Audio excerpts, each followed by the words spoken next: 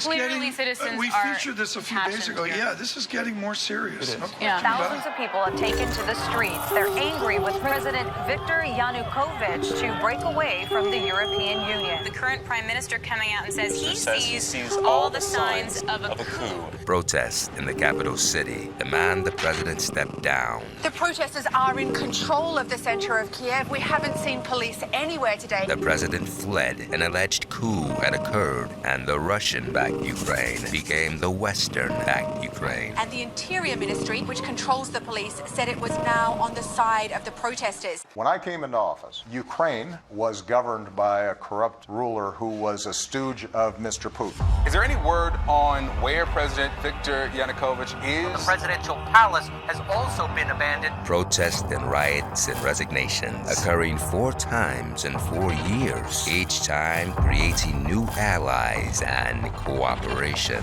I'm announcing another $800 million to further augment Ukraine's ability to fight in the east. What President Zelensky really wants is America's backing to join NATO. Undeclared Russian intelligence officers. Full of neo-Nazis. I have known Vice President Biden for 24 years. He is an honorable man. Weapons are like money. They love silence. Putin declared a war against Germany, against US, against UK, against Europe. For God's sake, this man cannot remain.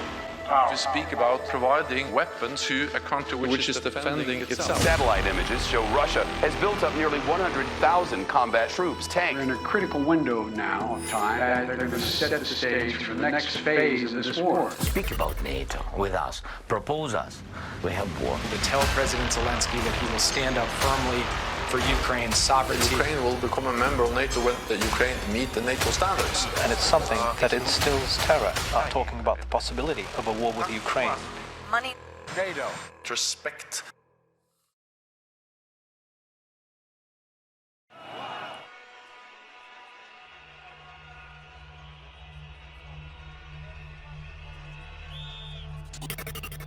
Protests in the capital city of Kiev demand the removal of alleged corrupt president Viktor Yanukovych.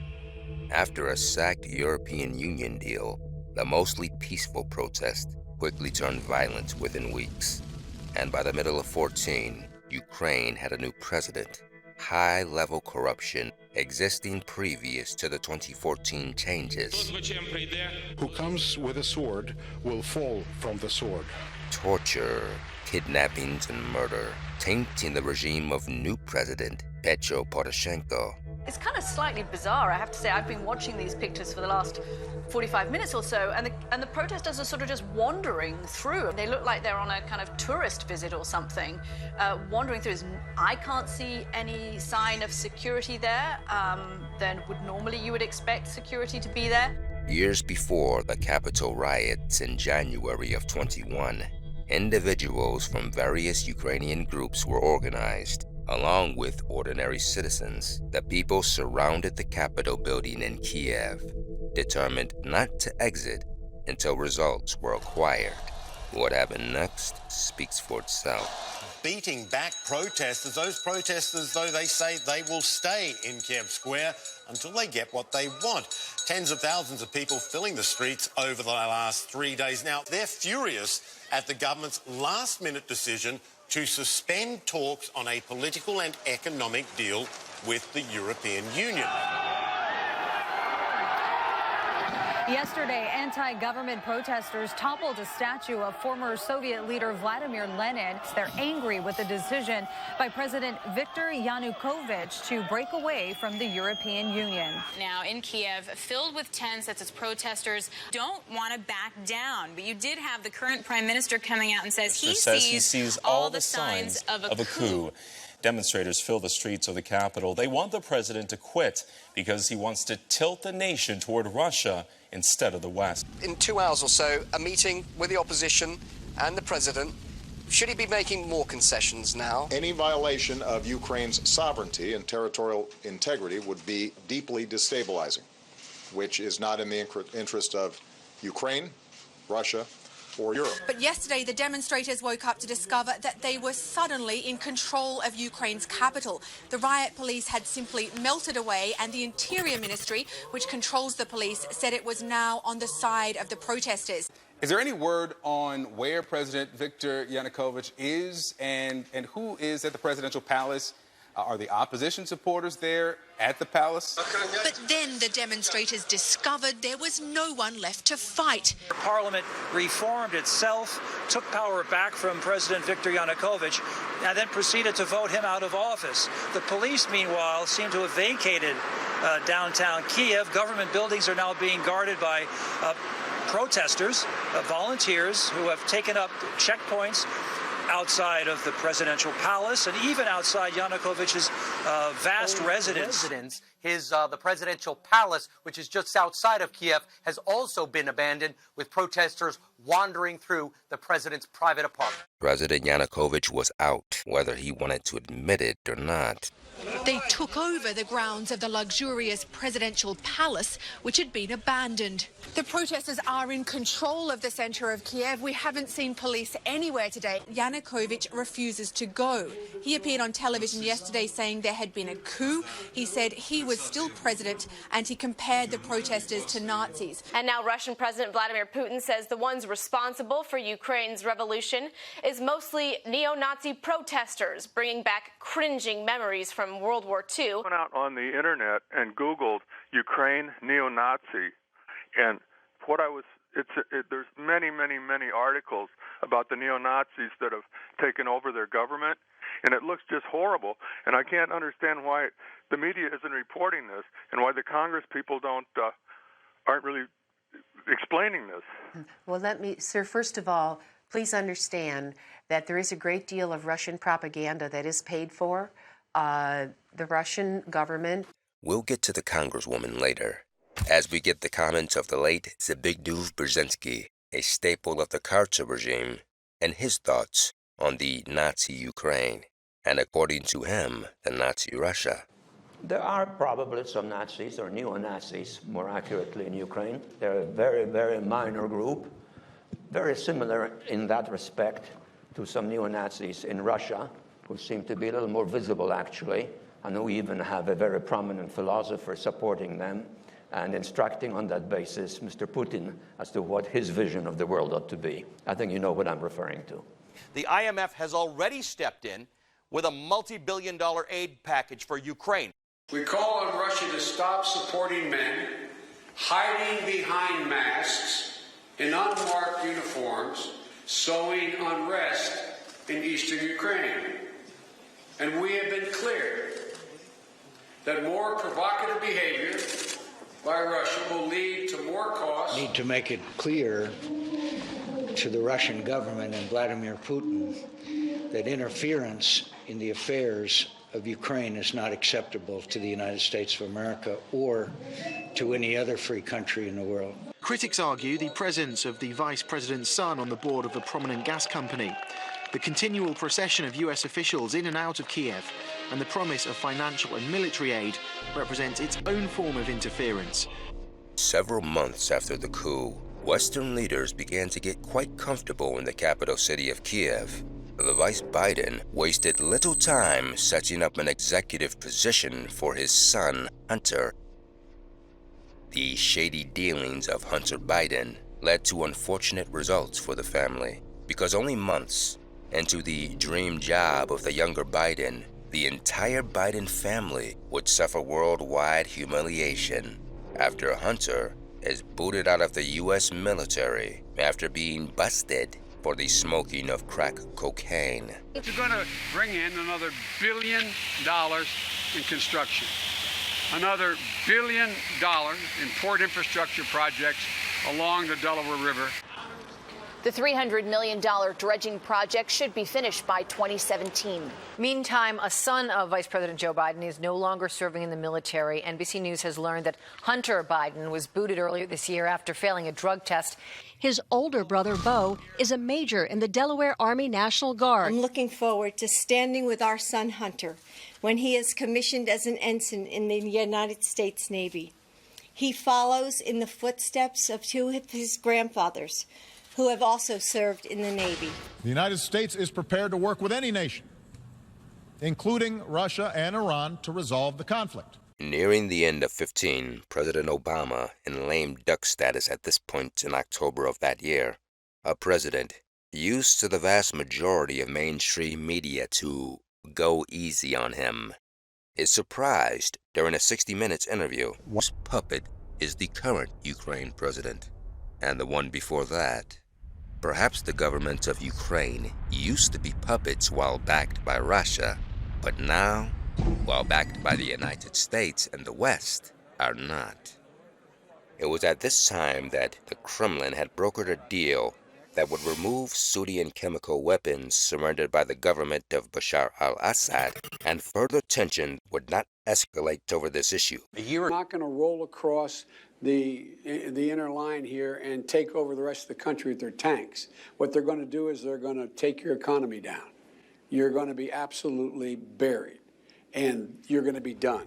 And that's when it all goes to hell. The disastrous Petro Poroshenko regime that lasted from 14 until 19, the people of Ukraine elected the young Volodymyr Zelensky. Я, Володимир Зеленський, волею народу обраний президентом України, заступаючи на цей високий пост, урочисто присягаю на вірність Україні. Joe Biden, U.S. Vice President number 47, becomes U.S. President number 46. I, Joseph Robinette Biden Jr., do solemnly swear. I, Joseph Robinette Biden Jr., do solemnly swear.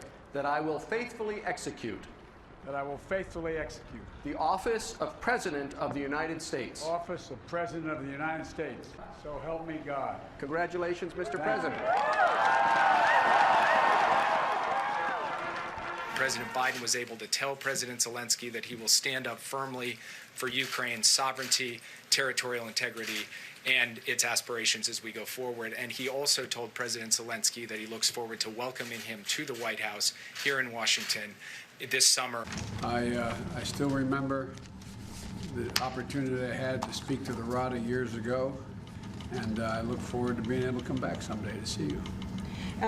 Right after the meetings of the new presidents of the Ukraine and United States, troubling allegations arise between NATO and the Kremlin.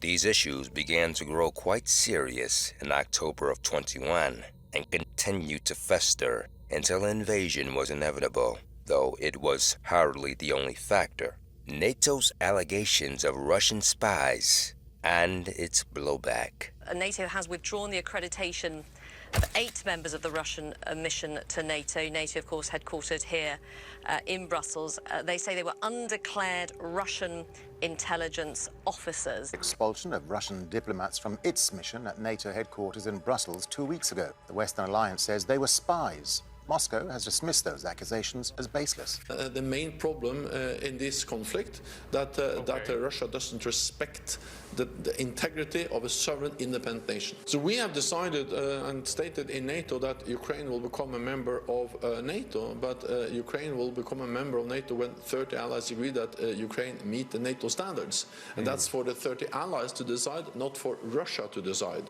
Russian President Putin departs the year of 2021. Вы наверняка знаете хорошо. Ни одного дюйма на восток, сказали нам в 90-е годы. Ну и чего? Надули. Просто нагло обманули. 5 волн расширения НАТО. А що нам треба конкретно зробити?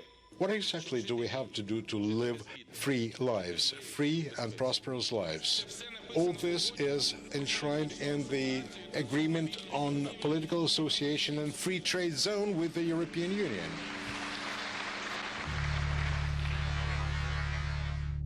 A war in Ukraine.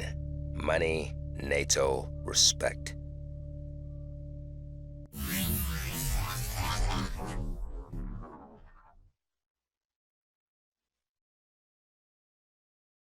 When you hear Vladimir Putin talk about the Ukrainian government as being full of neo-Nazis, as somebody who is of Jewish descent, how do you react to those statements? Well, there are rare occasions when I smile and when I laugh. And for me, to hear it, it's as if something similar to a joke I cannot take this statement seriously. So, upon hearing the situation, hearing the statements at first, you just think to yourself that this person has been in the leadership position for so many years, and this person is supposed to have a very clear understanding of what Ukrainian people are because of the Soviet legacy. But I think that currently Putin is an information bubble. Claims of Nazism, especially in Eastern Europe, very serious allegations. But they're soldiers against the government. They're soldiers for a sort of race war. In the United States over the last few years, neo-Nazi groups have been headlined and profiled through stories relating to racial tension that has gripped America over the last decade or so. Race topics, racial issues, and debates about race are routinely held on large media outlets more frequently in the last few years. To the committee, when you talk about threats to America, we live in a world where the neo-Nazis and white supremacists are taking lives in many places. Yet when it comes to foreign neo-Nazis, the silent treatment by the mainstream press could be the loudest noise in the world. After President Yanukovych was removed from office in 2014, and even before then, neo-Nazi groups began to gain significant political power in the country, managing to maintain several groups in Ukrainian cities. The Svoboda Party, or Social National Party of Ukraine, the Azov Battalion, a reported 3,000-member formation within the Ukraine's National Guard, Ukraine National Corps, a civilian arm of the Azov Battalion, responsible for restoring Ukrainian order to the streets. The Right Sector, listed as a loose formation of neo-Nazis, presumably from any or all groups, and C-14, a neo-Nazi gang that reportedly at some time received U.S. government funding. Seen here, speaking at the U.S.-funded America House, is Serhii Bondar, an apparent prominent C-14 member. An FBI indictment from 2018 accused 4 American Nazis, charged with a number of offenses relating to rioting. The organization that these gentlemen were a part of is a group called RAM, or the Rise Above Movement, based in Southern California. FBI agent Scott Beerwith states in Section 17, an Instagram user tagged Right Brand Clothing's account, which is the clothing line of the neo-Nazi group, in a post containing a photograph of RAM members during a trip to Germany, Ukraine, and Italy, meeting with Olena Semeniaka, the leader of the International Department for the National Corps, which is the political party in Ukraine that was founded in 2016 out of the regiment of the Ukrainian military's Azov Battalion. FBI Special Agent Scott Beerwith continued, saying that, I know the Azov Battalion is a paramilitary unit of the Ukrainian National Guard, which is known for its association with neo-Nazi ideology, and which is believed to have participated in training and radicalizing United States-based white supremacy organizations. Here is an FBI agent in 2018 not only admitting to the fact that neo-Nazis were trained in the United States, but are in fact embedded into the Ukrainian National Guard.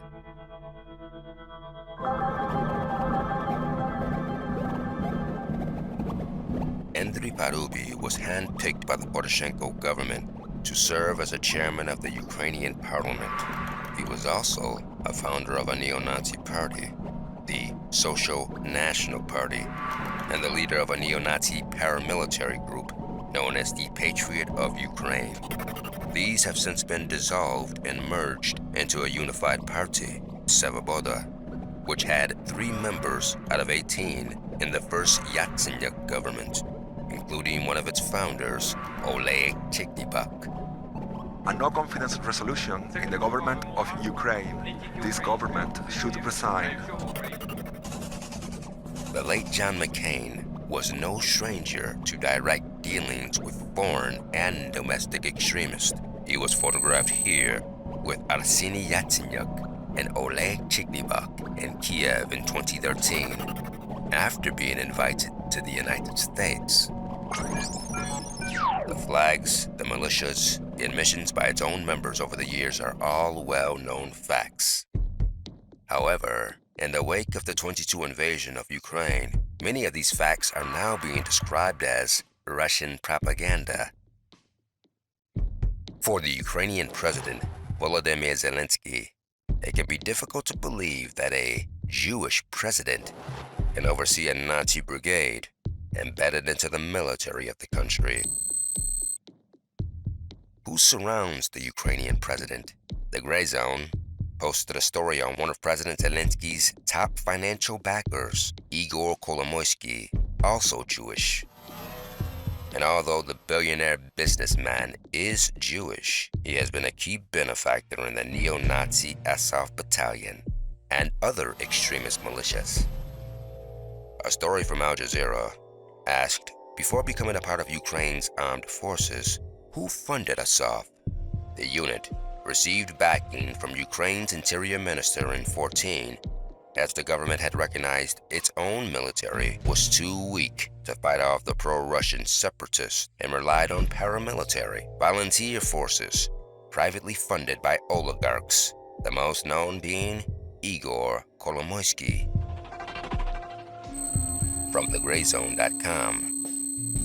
In 2019, Kolomoisky emerged as one of the top backers of Zelensky's presidential bid, and though Zelensky made anti-corruption the signature issue of his campaign, the Pandora Papers exposed him and members of his inner circle stashing large payments from Kolomoisky in a shadowy web of offshore accounts. If a billionaire businessman who is Jewish can bankroll neo-Nazi groups, what would prevent a president who is also Jewish to preside over them?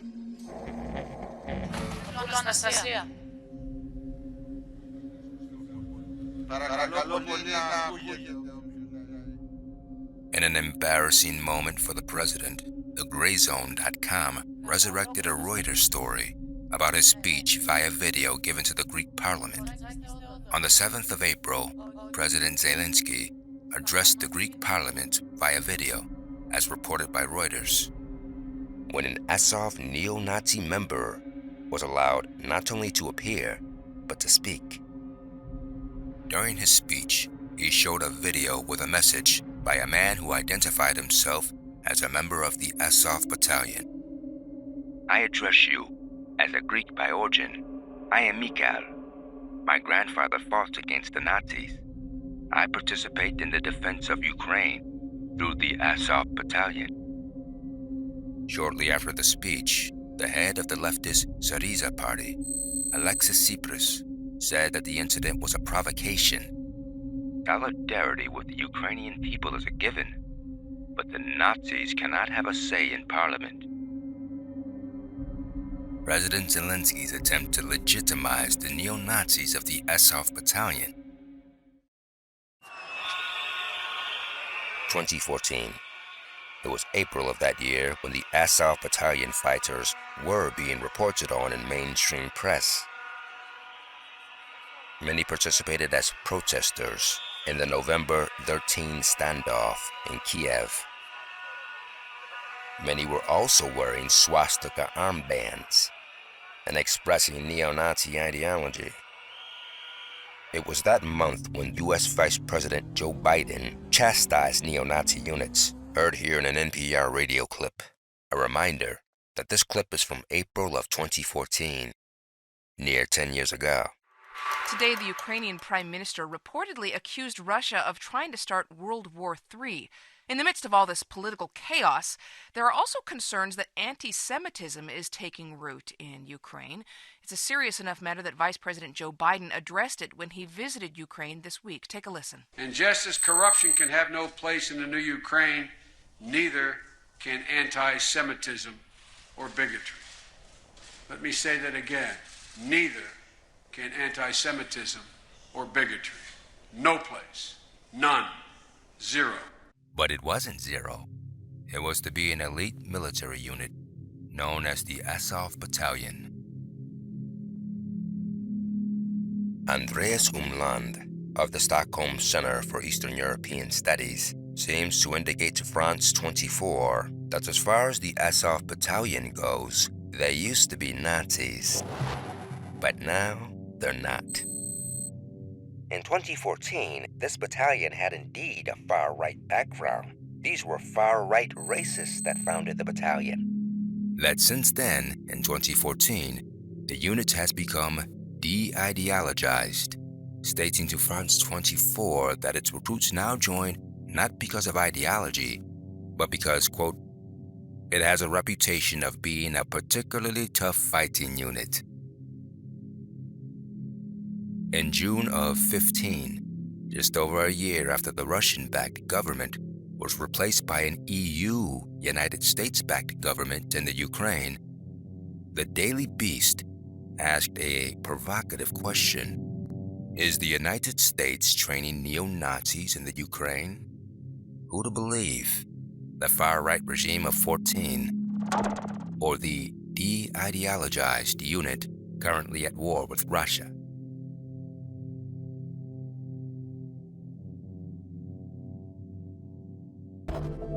In February of 14, Anne Applebaum was among the first to attempt to explain away the neo-Nazism and open bigotry existing. In the section titled Nazi or Fascist, these loaded historical terms have been used by both Russian and Ukrainian officials for many months to describe a wide range of opposition leaders and groups. Fake photographs of non-existent Hitler posters in Kiev have been circulating online. Recently, the Russian foreign minister lectured his German colleagues for, he said, supporting people who salute Hitler. Of course, there is a Ukrainian far-right, though it is much smaller than the far-right of France. When mentioning the far-right, it is immediately noted by this writer that they are a fringe group, too small to be of any real importance. At the same time, those who throw around these terms should remember that the strongest anti-Semitic, homophobic, and xenophobic rhetoric is not coming from the Ukrainian far-right, but from the Russian press, and ultimately the Russian regime. This sort of gatekeeper behavior will continue for many years in mainstream media. The Russian government does skew stories. And I've actually, as I've spoken out for Ukraine, I've watched sometimes how they have skewed my words. And so there is a downdraft of propaganda. There is a party that is called the Svoboda Party in Ukraine, and some of the individuals who have been associated with it, you could say, are right of center in the sense that they are intolerant of other people's religions, other people's points of view, and some of them have been banished from the country, actually. That party has been made part of the coalition, the governing coalition, that the Parliament of Ukraine, the Rada, is trying to hold the country together right now. So that is propaganda, and think about it, from the Russian point of view, if you can twist something to talk about Nazis and make Nazis the enemy, right? The Ukrainian people would rise up and fight against it because they suffered at the hands of the Nazis. So it's a very clever political ploy, propaganda.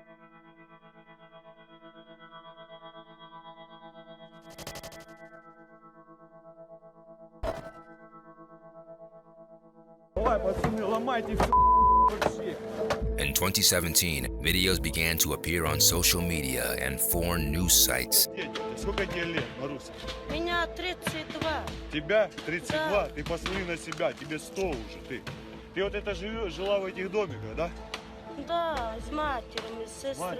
Members of yet another neo-Nazi group began carrying out public raids on Romani camps. А чё в лесу моем киевском? У тебя прописка есть? А что меня делать тогда? Куда меня идти? В Венгрию куда? These raids were publicized through small circles, of course, but the evidence was still there. During these brutal raids, Roma citizens were beaten up, their small possessions destroyed, and what they call their home removed. Смотрите, сколько. Свиньи, Господи.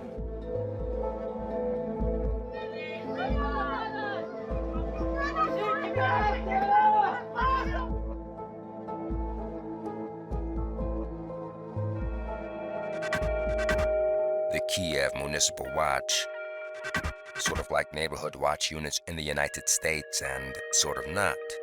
These neighborhood watch units were done by uniformed patrol. Brown-shirted uniformed patrol. These raids were what the local police described as hooliganism. There were also the allegations of the police actually protecting the brown shirt units, and even photographs.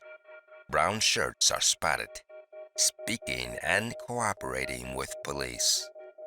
Reported in Ukraine as police and civic activists try to clean the capital station of thieves.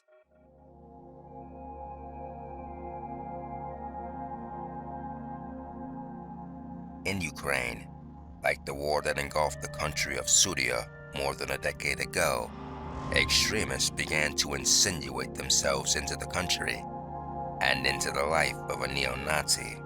The Times of Israel reported in January of 17, neo-Nazis from as far away as Brazil were being recruited for the varied extremist brigades linked to the Ukrainian military. More than 70 years earlier, many ex-Nazis, having escaped a Russian bullet or a Nuremberg rope, were conveniently relocated to sections of South America, among other places. Operation Paperclip, the OSS CIA operation taking place in the years after World War II, helping the disjointed ex-Nazis to escape. The Times of Israel story states that Brazilian police say an Italian member of an international socialist national group called Misanthropic Division were recruiting youngsters to fight in the Ukraine.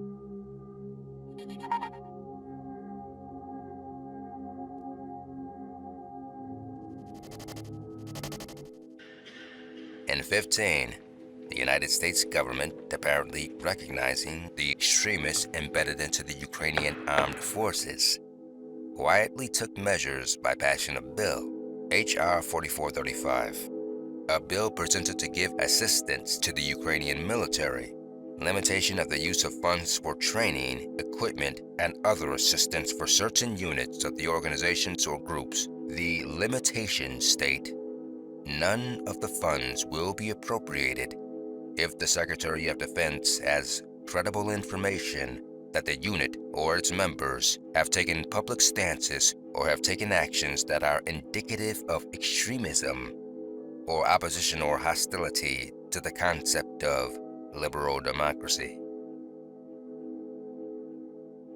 At the time, the Secretary of Defense under President Obama was Ash Carter. And I also expect that in coming days, the Russians will begin to suffer casualties in Syria. The U.S. was well aware of neo-Nazism spreading through the Ukrainian military. It was in 2019 that U.S. Congress passed a bill that would get weapons to Ukrainian fighters, but banned them from neo-Nazi and extremist groups. This ban turned out to be for naught because rooting out neo-Nazis from other fighters who were not radicalized was something that neither the United States or Ukraine pursued. The Hill also mentions the Leahy Law, the law that bans weaponizing of extremist groups. As is well known, this Leahy Law did not stop the weaponization of extremist groups in other countries such as Syria and Libya and Iraq. The members of Congress had been holding a debate on the outcome of the US election. That is what we had expected to be covering today. The New York Times ran a story connecting neo-Nazis to the type of people involved in the Winter Riot. Very carefully, the Times prints that the Russian Imperial Movement, a designated terror group according to the FBI, said that it was Russians who were training neo-Nazis to fight for both sides in the conflict in Ukraine. The Times are not the only ones accusing Russia of being the Nazi training capital. A former neo-Nazi follower, Christian Piccionini, was interviewed in May of 20 after he escaped the group and was apparently de-ideologized. Was the beginning of this normalization of, of what I used to be, which people recognized as extreme. The point was to be extreme, to make people afraid, but now it's to fool people. We see the exact same imagery in other parts of Eastern Europe. This was a transplanted plan. And in fact, many of the people, not many, but some of the people who were instrumental in the violence in Charlottesville had actually trained in paramilitary camps in Ukraine. Russia really wants to destroy kind of democracy and the West, so that would be their entree in. So it's kind of a really interesting thing because we have these very open neo-Nazis fighting for Ukraine's freedom, but they're also being funded and kind of promoted by Russian propaganda and things like that. Depending on who you wish to believe, several countries seem to have a hand in training neo-Nazis and nationalist extremists, while everyone seems to deny it. On 17 March of 22, the New York Times wrote an article on why Russian President Vladimir Putin invokes Nazis to justify the invasion of the Ukraine. An excerpt from an open letter from the Scholars of Genocide and Nazism from around the world. This rhetoric is factually wrong, morally repugnant, and deeply offensive. None of this justifies Russian aggression and gross mischaracterization of Ukraine. Ukraine's information minister wrote on Facebook that denazification, a now famous Putin term, was to destroy all Ukrainians, and this is worse than Nazism. The information minister doesn't answer the claim of alleged neo-Nazi atrocities in sections of the country. The question always has been, is the Russian president lying about neo-Nazis or not? A pro-Kremlin analyst retorted by saying that Russia started using Nazi terminology to, quote, get through to Western politicians and media about the necessity of invading Ukraine.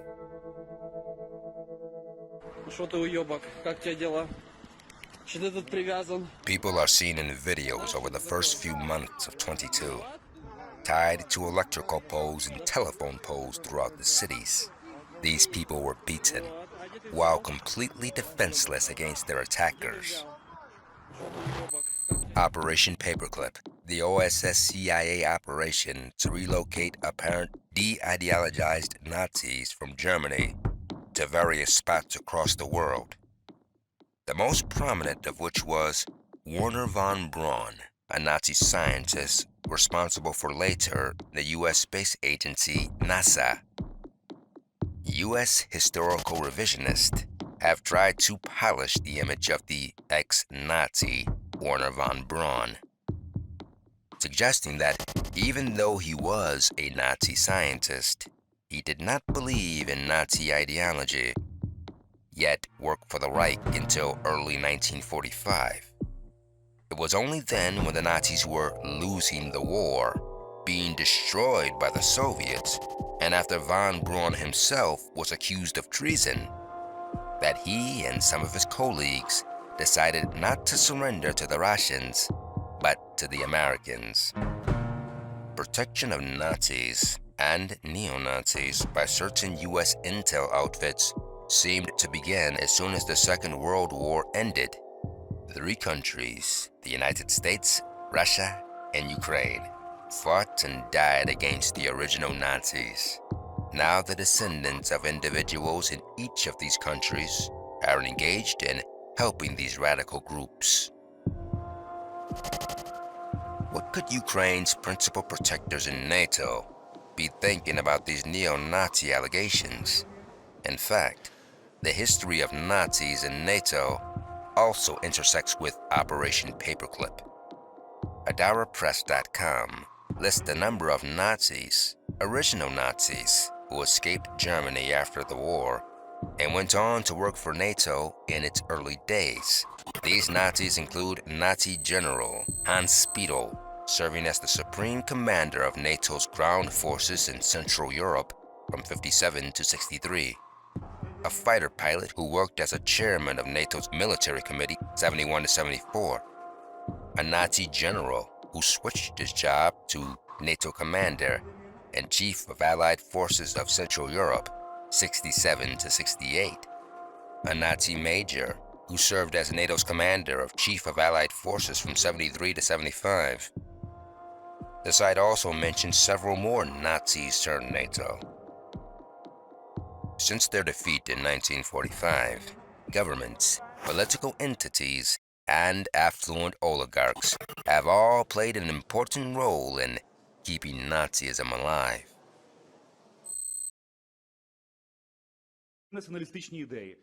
Націоналісти якби були там ключовим фактором однозначно і на фронті. Зараз дуже багато є спекуляцій. Ну, нациків вже ж було небагато, там, ну, ЛГБТшники, там, посольства кажуть, ну, скільки там було там нациків? Ну, нациків там було там 10% там, ну, запаяних, ідейних. Ну, це ж питання в тому, це може так казати лише Йолоб, який не був на війні, не знає, наскільки оцих от 10%, хоча там навіть може даже менше було, я думаю, націоналістів було хай там даже 8%, ну, наскільки це в пропорції ефективності впливу, наскільки це складало просто галопуючи безкінечну підвищення ефективності. Не було б цих 8%, бо ефективність упала б на 90%.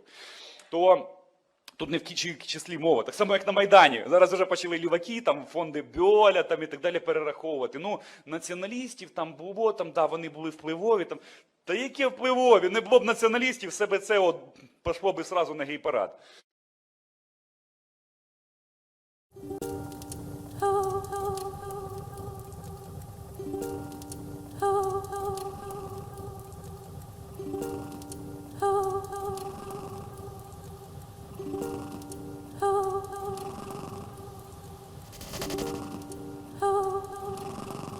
This whole neo-Nazi business has gotten the Ukrainian National Guard some very negative headlines. Really no merit. You pointed out that Vladimir Zelensky is Jewish. The Jewish community is embraced.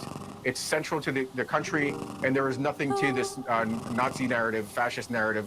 It's fabricated as a pretext. Yes, the United States would know about fabrications when it comes to a pretext for war. Because after all, they only used to be neo-Nazis for years and years, until the Russian invasion a few months ago. But now, they're not.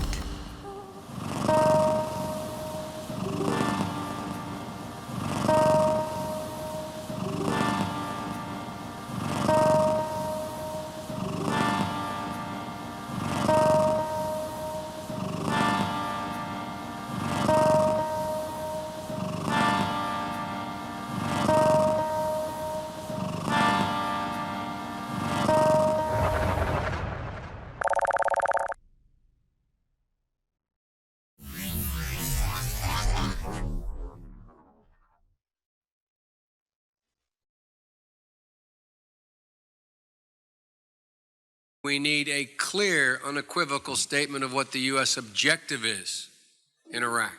Is it weapons of mass destruction? Is it regime change? Is it return of Bahraini prisoners? What is it? What responsibility, if any, do we have? What is the President's vision for what Iraq will look like after Saddam is gone? If, as I've said before, if Saddam Hussein is around 5 years from now, we have a serious problem. President Obama and I and nearly all of our partners and allies are convinced that President Assad, a tyrant, hell-bent on clinging to power, is no longer fit to lead the Syrian people, and he must go. A dictator bent on rebuilding an empire. Ukraine will never be a victory for Russia, for free people refused to live in a world of hopelessness and darkness. We will have a different future, a brighter future, rooted in democracy and principle, hope and light, of decency and dignity, of freedom and possibilities. For God's sake, this man cannot remain in power. God bless you all, and may God defend our freedom. When it comes to regime change, the Vice Biden rarely appears to find one that he opposes, almost consistently calling on regime change once every 10 to 12 years. The first Gulf War in 1991 may have been the final time that Biden has opposed regime change, or for that matter, war. 2 years after his opposition to the first Gulf War, and in the midst of the Bosnian War, Senator Biden criticized European nations for not becoming more involved in the war, calling their abstinence moral rape. European policy is based on cultural and religious indifference, if not bigotry. I think it's fair to say that this would be an entirely different situation if the Muslims were doing what the Serbs have done. The truth of this is not lost on the Islamic world. Years later, what the Muslims did while working as CIA assets was revealed. Weapons flown in during the spring of 1995 were to turn up only a fortnight later in the besieged and demilitarized enclave at Srebrenica. When these shipments were noticed, Americans pressured UN Profor to rewrite reports, and when the Norwegian officials protested about the flights, they were reportedly threatened into silence. The secret services of Ukraine, Greece, and Israel were busy arming the Bosnian Serbs. Near 30 years after Senator Biden lashed out at varied countries across the continent, the U.S. president traveled halfway across Europe, landing in Warsaw, Poland. I came to Europe again this week with a clear and determined message for NATO, for the G7, for the European Union, for all freedom-loving nations. We must commit now to be in this fight for the long haul. We must remain unified today and tomorrow and the day after, and for the years and decades to come. It will not be easy. There will be cost, but it's a price we have to pay, because the darkness that drives autocracy is ultimately no match for the flame of liberty that lights the souls of free people everywhere. This coup had been the CIA's safest kind of operation, political intervention. Roosevelt and a handful of CIA men changed the government by organizing revolution on the streets. A brief history of U.S.-backed regime change include the quarter-century rule of Iranian dictator Mohammad Reza Pahlavi, the 17-year rule of Augusto Pinochet, Chilean dictator, Saddam Hussein, Iraqi dictator, who for his own reasons held fake elections, Hosni Mubarak, Egyptian dictator, only elections, the US-backed Hamid Karzai and his drug-trafficking brother in Afghanistan, Operation Enduring Freedom, and one of the latest, Muammar Gaddafi, Libyan dictator to Libyan martyr. Russian President Vladimir Putin was outraged over the regime change in Libya. One of those years he was actually not the president of Russia in late 2011. In all of these regime changes, the situation has gone from bad to worse. Has Egypt been betrayed by the West? Yes, the whole country is In what betrayed sense? by the West. And I hope that the day will come when you will discover that you have made the bet on the wrong factions in this country. Egypt, now ruled by a military dictatorship.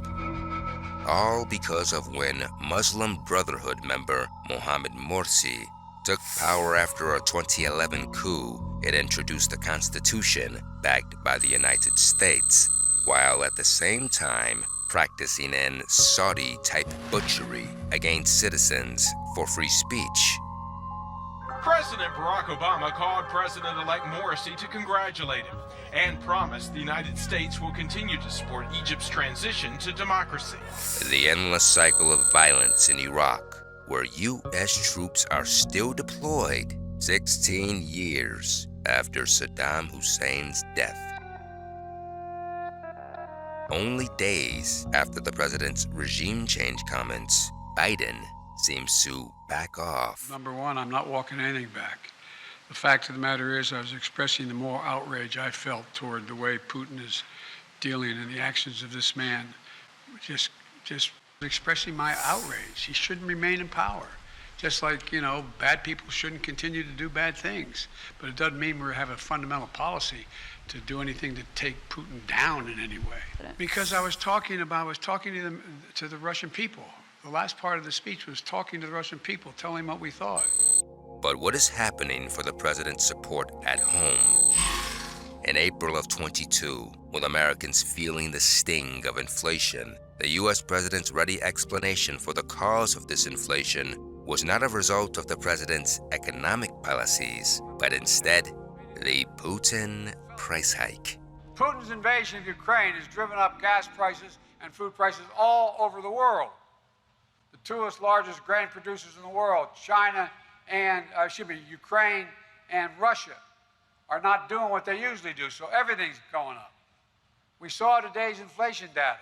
70% of the increase in prices in March came from Putin's price hike in gasoline. We need to address this challenge. Trying to label this Putin's price hike.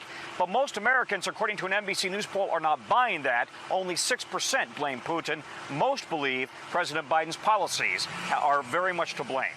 Even U.S. President number 44, Barack Obama, came out in support of his former vice president. And even Obama conceded it was, in fact, the Putin price hike that was the cause of U.S. inflation. I heard the same arguments after I came back from meeting with Milosevic. We can't act. We can't send troops there.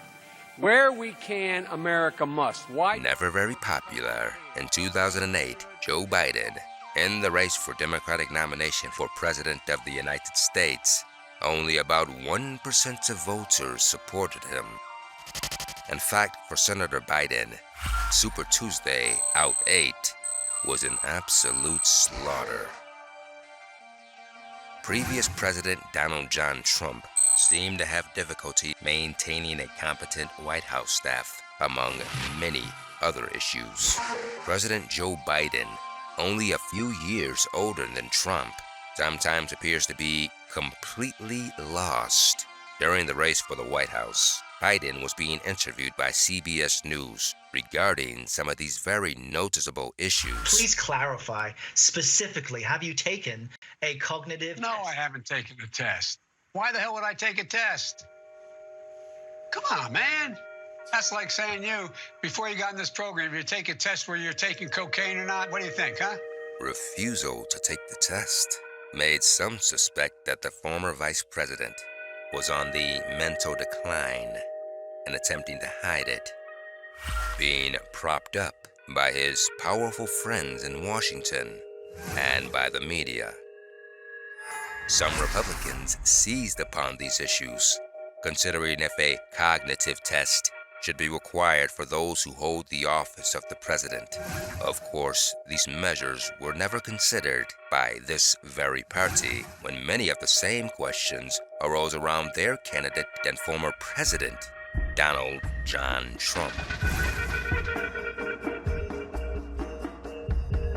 Old age, while not necessarily a disqualifying factor when it comes to most voters, at the same time, some have always believed that when an elected official is on the mental downslope, the people have a right to know. In 2017, Donald John Trump became the oldest president ever inaugurated in United States history. 4 years later, Joe Biden broke that record. More than 30 years earlier, the record holder for the oldest president ever inaugurated was President number 40, Ronald W. Reagan. Nearing the end of his first term, many questioned the intelligence of President Reagan. This became a serious debate in 1984, as the St. Petersburg Times reports by asking a troubling question.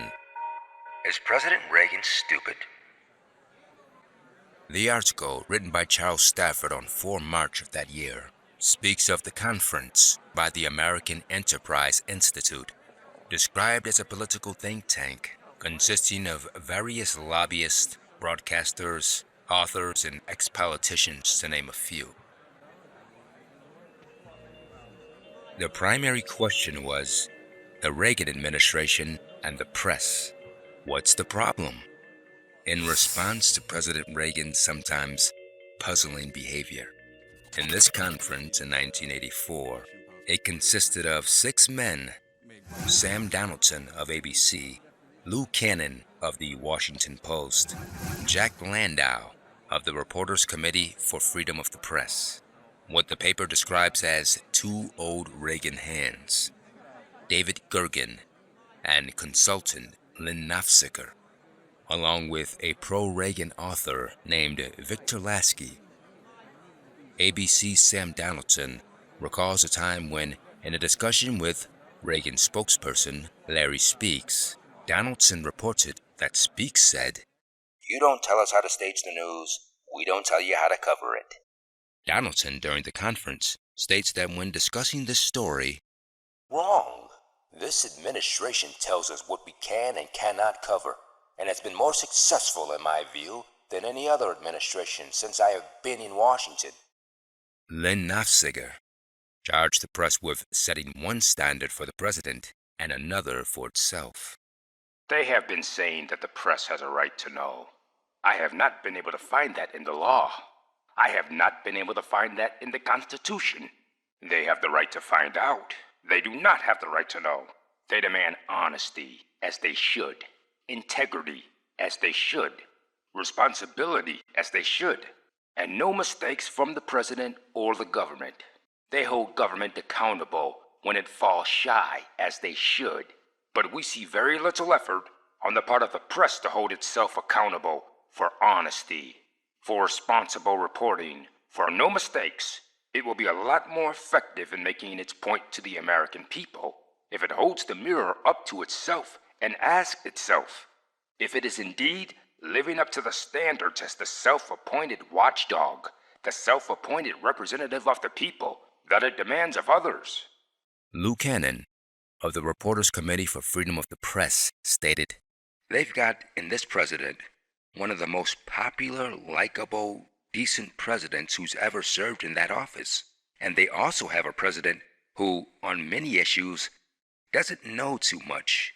When you have a president who basically people like, but who isn't very knowledgeable about a lot of things, and then you try to emphasize his skills and hide his weaknesses, and that is what these people are trying to do." Sam Donaldson chimed in with, "I won't say he's an amnesiac, but he really can't remember.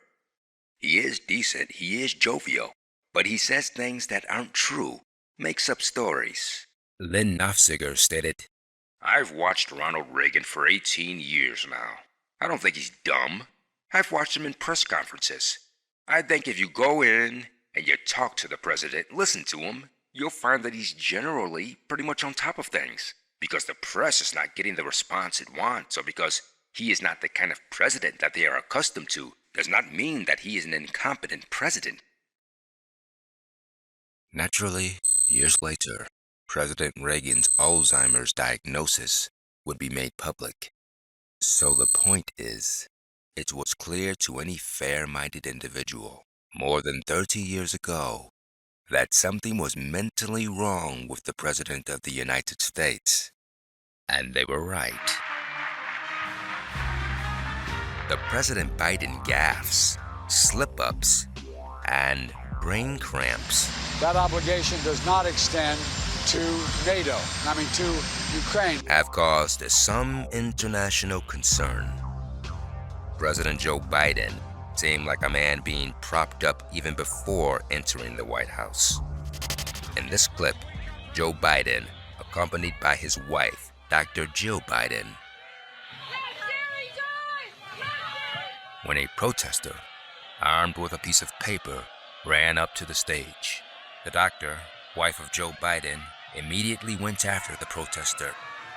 Meanwhile, the 47th Vice President of the United States Joe Biden appears not only to hide behind his wife, but makes for certain that the protester does not get in between him and his wife, almost pushing his wife forward towards the paper-waving interloper. Dr. Joe Biden showing more courage than the soon-to-be President of the United States. For all the Biden family military bluster, this can be viewed as an act of cowardice.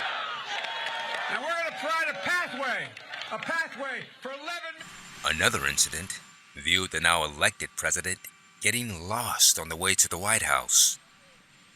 Puzzling behavior by the President of the United States, going to a building he spent 8 years in previous and was being directed to by his own Secret Service, which for whatever reason he seemed to completely ignore.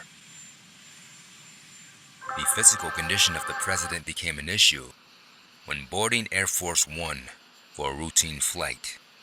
The President of the United States slips and falls on the red carpeted stairway 3 separate times.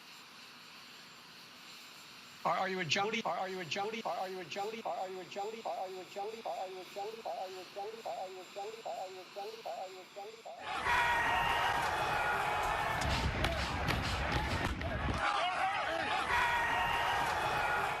Weeks before Biden's inauguration, an event occurred in Washington that made the 2001 protest against soon-to-be President George W. Bush look like a tamed and peaceful event. An opinion piece in USA Today with a provocative, nose-thumbing title. Sorry, progressives, but Biden isn't doing that bad. Remember Trump? This might come as a surprise, but I'm not a Biden fan. I hate his 1994 crime bill. I don't like his pushback against forgiving student loans, and I am ashamed at how he pulled out of Afghanistan. Explaining that not every president can be inspirational by adding that anyone is better than Trump. Perhaps by mistake, the writer mentions that Biden is a man who has studied the science of government. He has dedicated his life to public service. Someone who dedicates their life to public service could be viewed as a career politician. Policy established by the IRS in the Nixon administration denying tax exemption to private schools. Joe Biden became a United States Senator during the second regime of President Richard Nixon. He only vacated his seat in 2009 when he became the 47th Vice President of the United States, occupying the Senate for over 35 years. Obligation freely. Without any mental reservation or purpose of evasion. Without any mental reservation or purpose of evasion. Career politicians, particularly in the United States, are known for a few things: accepting bribes, engaging in backroom deals, and throwing around one's own political power. Pessimistic as it may sound, the former vice president explained how he was instrumental in the dismissal of a local Ukrainian prosecutor, publicly bragging about it later. Backroom deals that involved the president's son with Ukrainian business executives, and whatever money may or may not have changed hands. Hunter Biden has had a long string of troubles since 2014.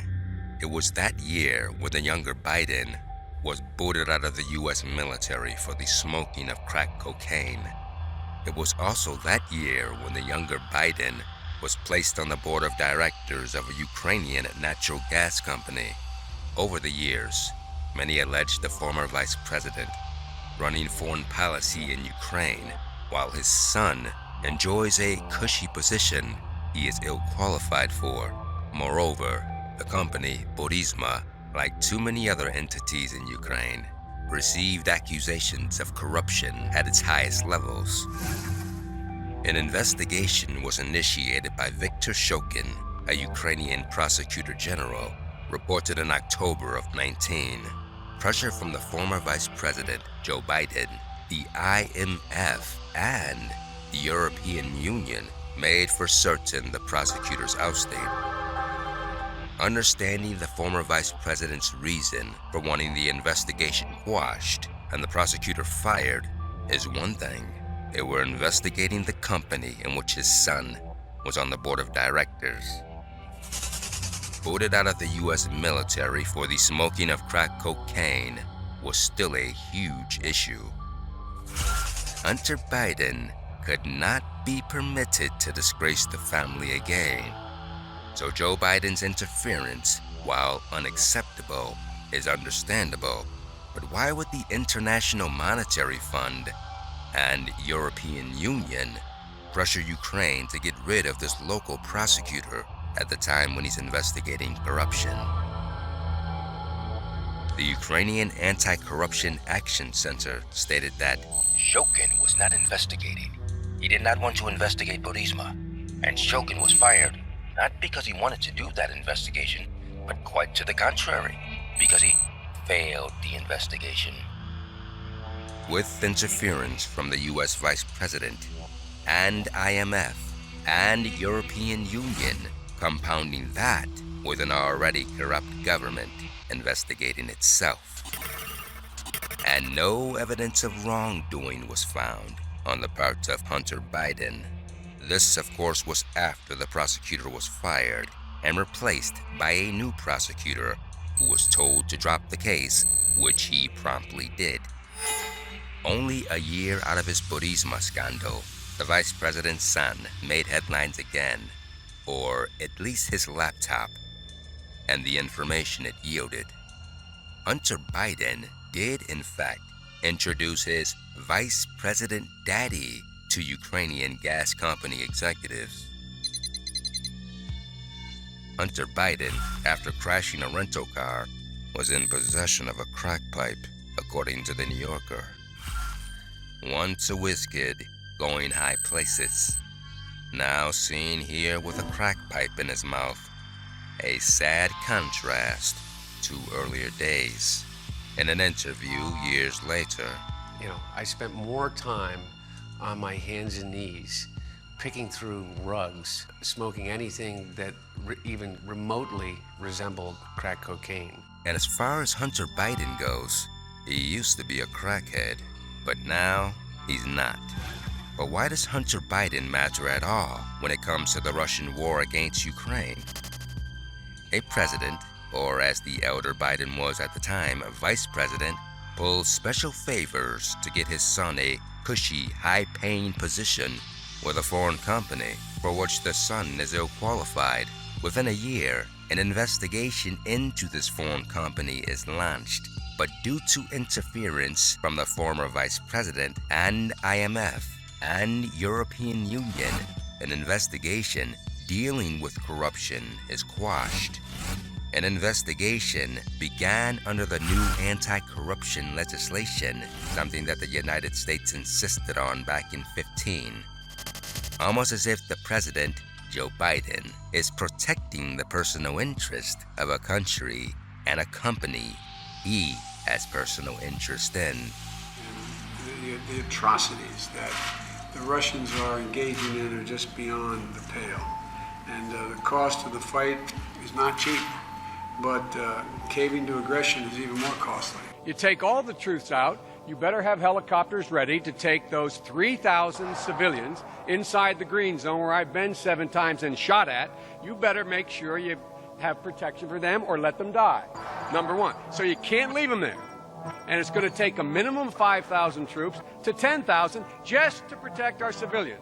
So while you're taking them out, Governor, take everybody out. That may be necessary. Only months before Senator Obama picked the future president as his vice presidential running mate, the Delaware senator looked to pass drug legislation relating to crack cocaine.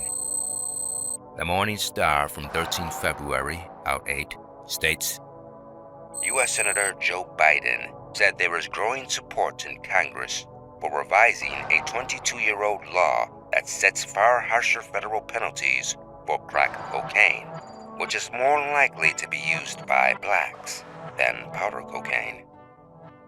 When it came to his own family, the president seems to take a different approach, choosing drug rehab over prison. The key is federal legislation passed in 1986 in response to a growing and violent crack epidemic that imposed harsher sentences for that form of the drug, which is smoked, than for the powder, which is usually sniffed. Crimes involving 5 grams of crack draw the same sentence as simple crack possession. And depending on the content of what was in the pipe, it was Hunter Biden who may have been in simple crack possession.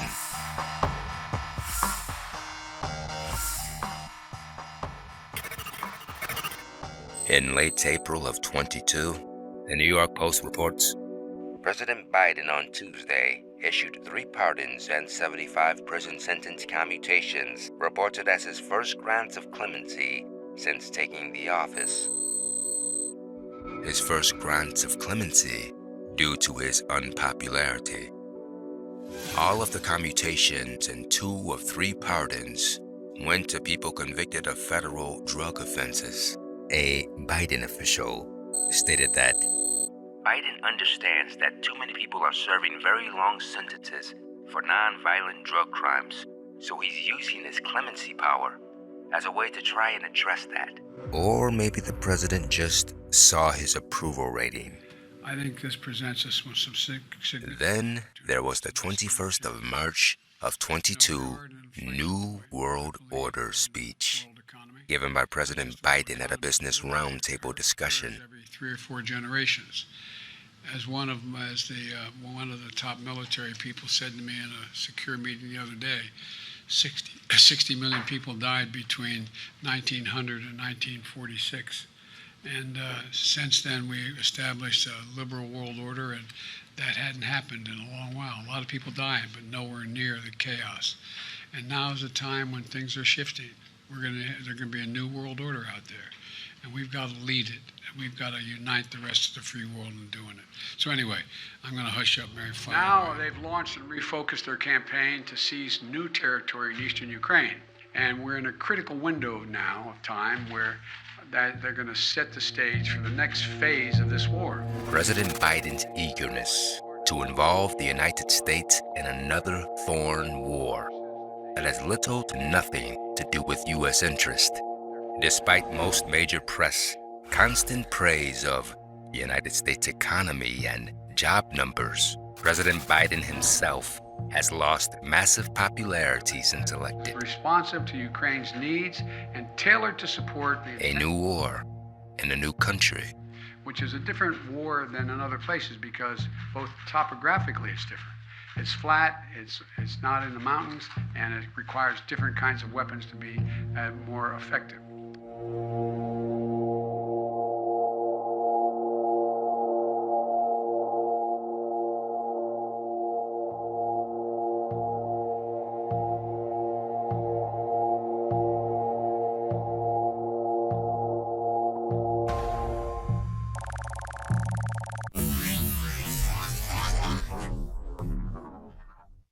I think that this distinction between offensive and defensive is a bit strange. Allies are providing a wide range of different weapon systems, both Soviet-era systems, but also modern equipment, because we speak about providing weapons to a country which is defending itself.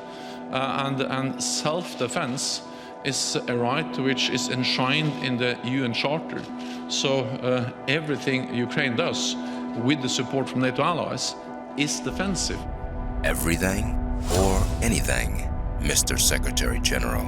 This NATO ally support, without Ukraine itself currently as a member, appears to be judged by a different set of rules, while receiving a NATO pardon for alleged war crimes. When the bloodied corpse of a Ukrainian mayor is found following his kidnapping, and another Ukrainian official is executed while literally acting as peacemaker, some observers were left wondering if these actions were justified or just another sign of the decaying character of Ukraine's top officials.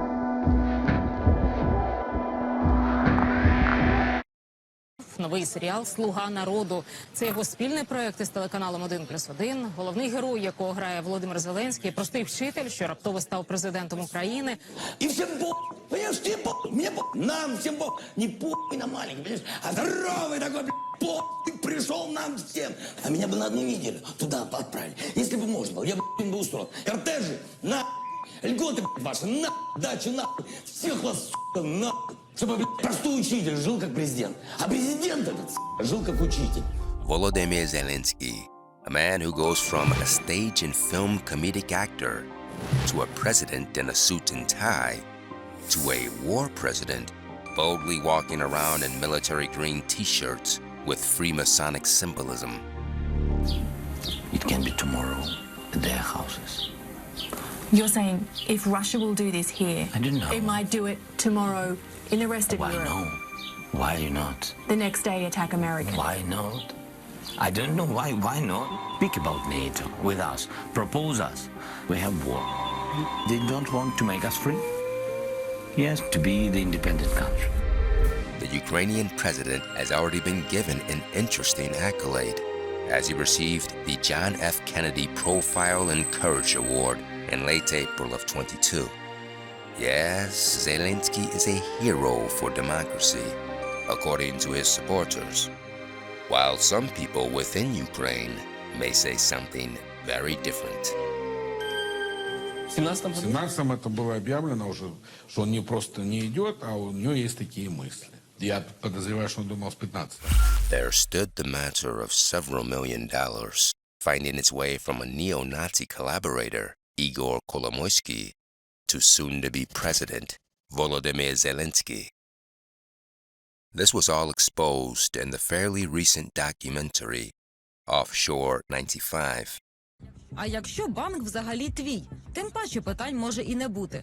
За інформацією джерел журналістів, переказування коштів ішло через кіпрську філію Приватбанку Ігоря Коломойського, ту саму, через яку олігарх міг відмивати мільйони. Нові документи засвідчують, що принаймні одна з компаній очільників 95-го кварталу мала рахунок у кіпрському відділенні банку Коломойського. Це правда, бо існує два Порошенка. Перший – прекрасний оратор, спеціаліст, фінансист, економіст, во всьому знається. Він зазвичай з'являється тоді, коли є камери. А потім, коли камери вимикаються, з'являється інший. Такий собі Петро II. Перший Петро Порошенко каже, я бізнес передав сліпий траст. А другий збільшує свої статки за рік 82 рази. Opposition in Ukraine. There can be only none. Only weeks before the Russian invasion, a Ukrainian judge refuses an arrest warrant of the alleged corrupt ex-president Petro Poroshenko, accused of high treason and fleeing the country into exile. Shortly after, the disgraced ex-president refers to Russian President Vladimir Putin as a war criminal, while Ukrainian courts protect the president linked to not only neo-Nazis in his administration, but kidnapping and torture and murder conducted on Ukrainian citizens. Only weeks after Ukraine was invaded, the president begins to make some important changes in the country, declaring martial law in the middle of March and suspending left-leaning political parties, the very parties that serve as his opposition. This article mentions several Ukrainian parties, including the For Life Party, which is the largest opposition to the president. Then a consolidation of information was initiated when President Zelensky planned the nationalization of all major news outlets in the country into a single news outlet. From thisweek.com, Zelensky's information policy involves combining all national TV channels, the program content of which consists mainly of information and or information analytical programs, into a single information platform of strategic communication to be called United News.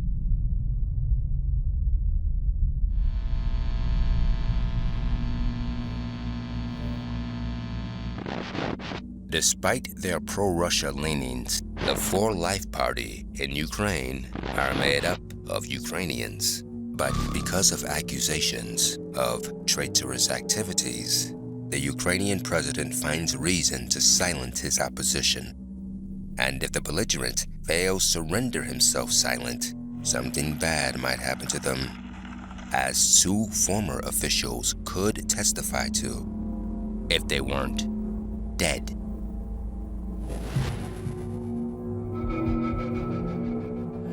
Over the years, political opponents of Russian President Vladimir Putin, determined to bring his regime to an end, instead had their very lives brought to an end, some quite violently.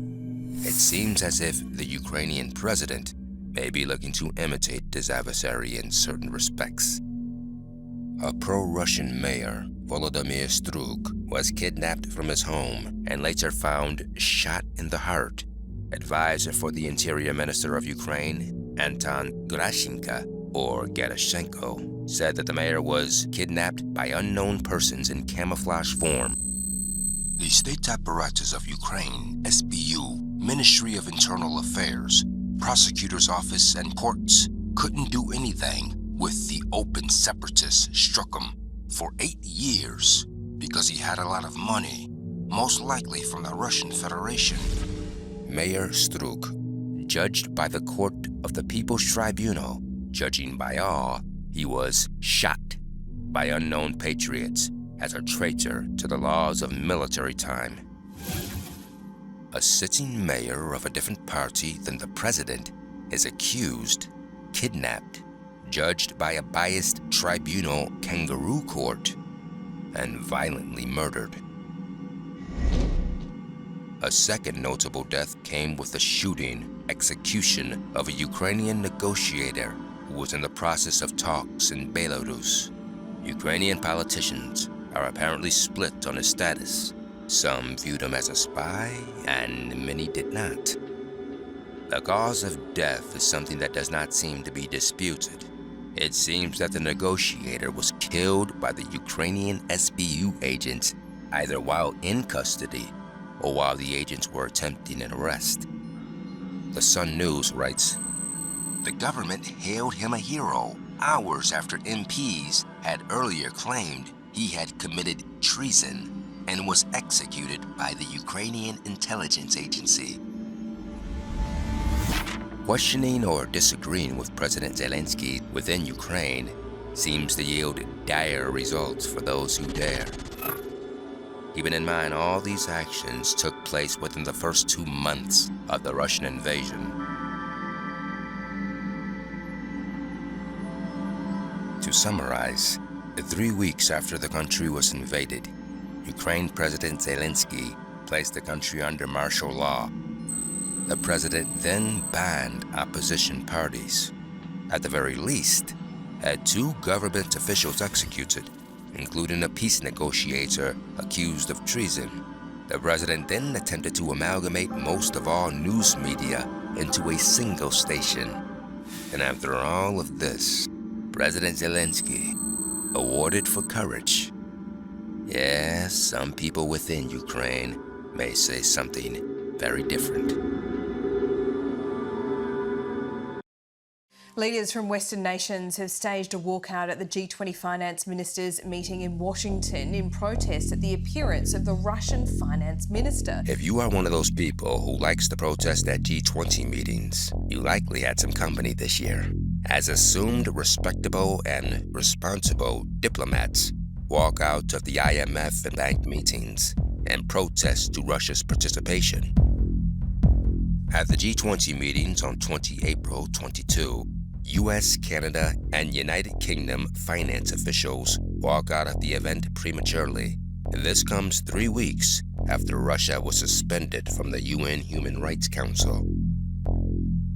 Some social media reaction quickly noted that Israel, who occupies stolen land while murdering its rightful owners, Saudi Arabia, who deal with critics of its government by chopping them into small pieces, and the United States, who spent the last 20-plus years engaging in torture and murder in Iraq, Afghanistan, and Pakistan were not even considered for suspension.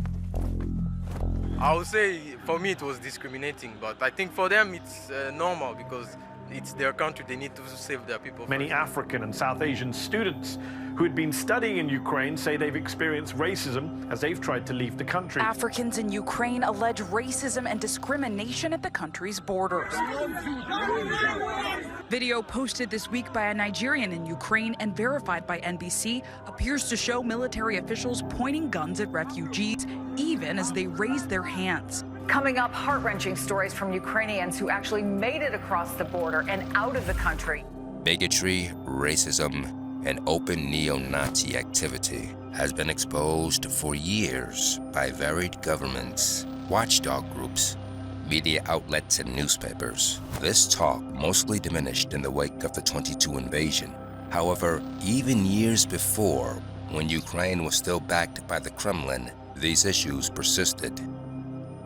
Although varied neo-Nazi groups have been inserted into the military's National Guard, the National Police, the Border Patrol, and even street patrols across the country, the Ukrainian people are not necessarily supporters of neo-Nazism.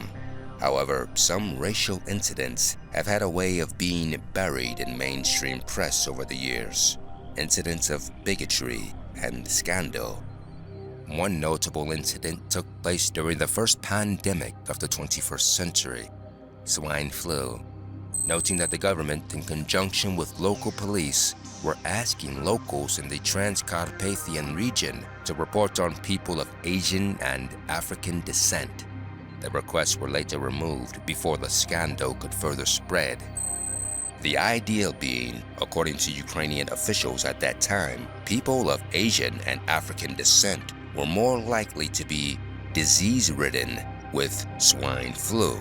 Before these bigoted tactics could go national, as released by the Kiev Post, the information was removed. This type of bigotry would resurface many times over the years, but especially during the first weeks of the invasion.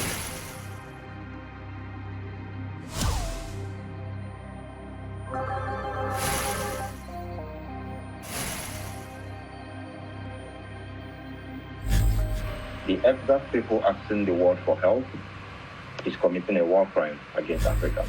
And war crimes, genocide, words used by Ukrainian officials. President Biden has accused Russia, and specifically President Putin, of everything from torture to war crimes.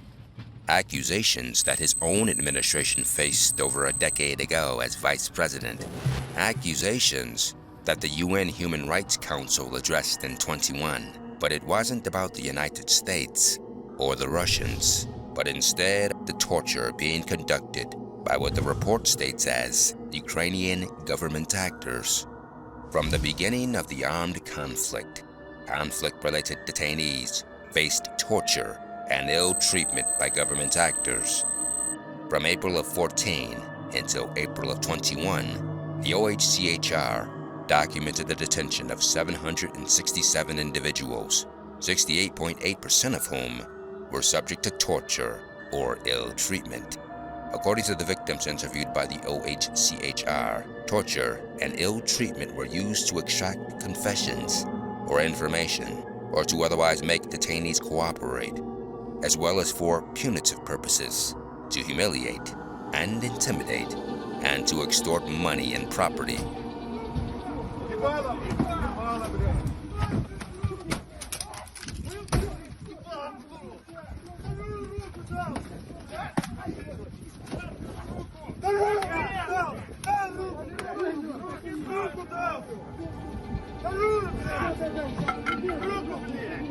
Methods of torture included beatings, dry and wet asphyxiation, electrocution, sexual violence on men and women, positional torture, water, food, sleep, or toilet deprivation, isolation, mock executions, prolonged use of handcuffs, hooding, and threats of death or further torture or sexual violence or harm to family members. The OHCHR identified a broad range of government actors engaged in conflict-related arbitrary detention, including the SBU, various units often unspecified, the Ukrainian Armed Forces, the National Guard, the National Police, the State Border Guard, mentioning the rights sector. The government's response to torture allegations. Violations of procedural rights of individuals suspected of serious crimes did not take place. Torture and ill treatment did not and are not being used during investigative actions. Detentions are carried out only upon relevant court decisions, and detainees are kept only in official places of detention.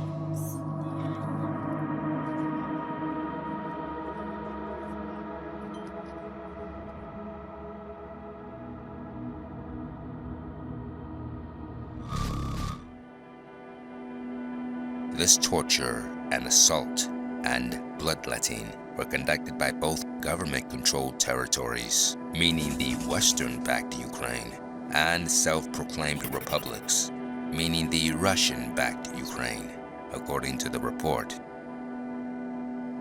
In October of 19, the Office of the Prosecutor General created the Department for Oversight of Investigation of Crimes Committed in a Situation of Armed Conflict to ensure that law enforcement bodies, such as the National Police, SBU, and State Bureau of Investigation, properly investigate crimes committed during the armed conflicts in eastern Ukraine and in Crimea. The department started to function in January of 20. As of April of 21, the Office of Prosecutor General was overseeing an investigation into crimes committed by armed groups and other actors of the self-proclaimed republics. Many segments of interviews conducted by the OHCHR contain tales of black baggings of suspected traitors and terrorists. These people, these Ukrainian citizens, were beaten, locked away from prying eyes, denied an attorney, waterboarded, and forced into a phony confession. Silence, torture, martial law. Events you only expect to see in those other countries.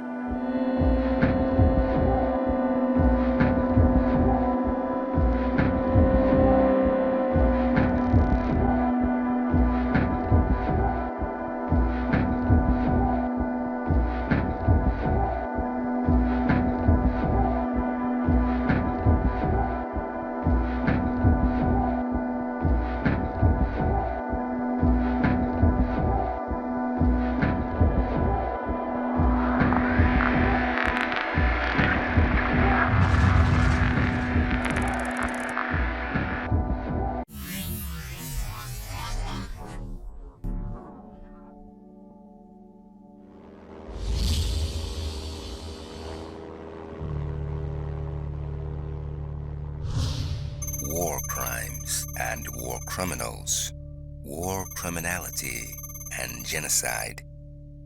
From the massacres in Southeast Asia during the Baines Johnson and Nixon regimes, to the mass graves dug in Panama under President H.W. Bush, beatings, electrocutions, and other forms of torture during the wars in Iraq and Afghanistan.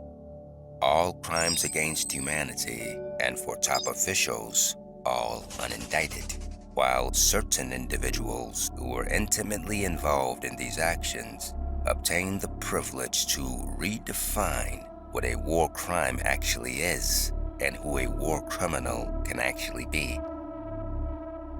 War crimes and genocide. Genocide by Western nations and Middle Eastern countries can be reversed and revised and forgotten. These worldwide war crimes, a simple courtesy of the gentlemen of genocide. Yes, I called it genocide because it's become clearer and clearer that Putin is just trying to wipe out the idea of even being able to be a Ukrainian. We'll let the lawyers decide internationally whether or not it qualifies, but it sure seems that way to me. They have just, over the last 3 months, passed an enormous amount of legislation, much of it designed to tackle corruption, just to name a few things. A new anti-corruption strategy, a new public procurement system, a national agency for prevention of corruption, strengthened anti-money laundering regulations, creation of an anti-corruption bureau, disclosure of public officials' domestic and overseas assets for the first time, partial judicial reform, including of the Prosecutor General, more to come. With all of that anti-corruption legislation and reform, you'd expect the nefarious activities linked to Ukrainian officials to decrease in quantity. This protest camp outside Parliament that he's linked with. Oversight to see that these measures were kept up to standards were deliberately undermined. An assault is underway both by politicians and Ukraine's rich oligarch class. All of which Ambassador Victoria Nuland was well aware of. The Anti-Corruption Bureau set up at the insistence of Western donors to investigate corrupt government officials. It's being very publicly undermined. Rival security agencies have ruined its investigations, like this one into passports being sold, and MPs have repeatedly tried to destroy its independence. I only have a minute left. Let me ask you. State Department face Victoria Nuland seems to admit to the existence of bio-research facilities. Ukraine has biological research facilities, which, in fact, we are now quite concerned Russian forces may be seeking to gain control of. So we are working with the Ukrainians on how they can prevent any of those research materials from falling into the hands of Russian forces should they approach. Days later, the Express reports that the Russians could be planning a dangerous bioweapon combining Ebola with COVID. Well, thank you, Allison, for the chance to be with you. As you know, only days after the allegations of chemical weapons were made against Russia, his heart when he called what we are seeing in Ukraine. Victoria Nuland interviewed on CNN and appeared to wrap up an investigation that had only just started. With regard to genocide, we have a process of collecting evidence over time, and we are continuing to do that.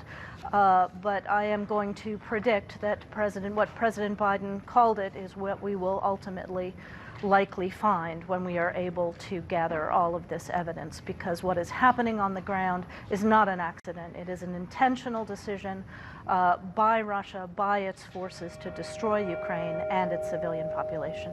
As you say, it sure looks like it. But it sure seems that way to me. Now that is really interesting. A conclusion to an investigation announced right after the announcement of the investigation itself.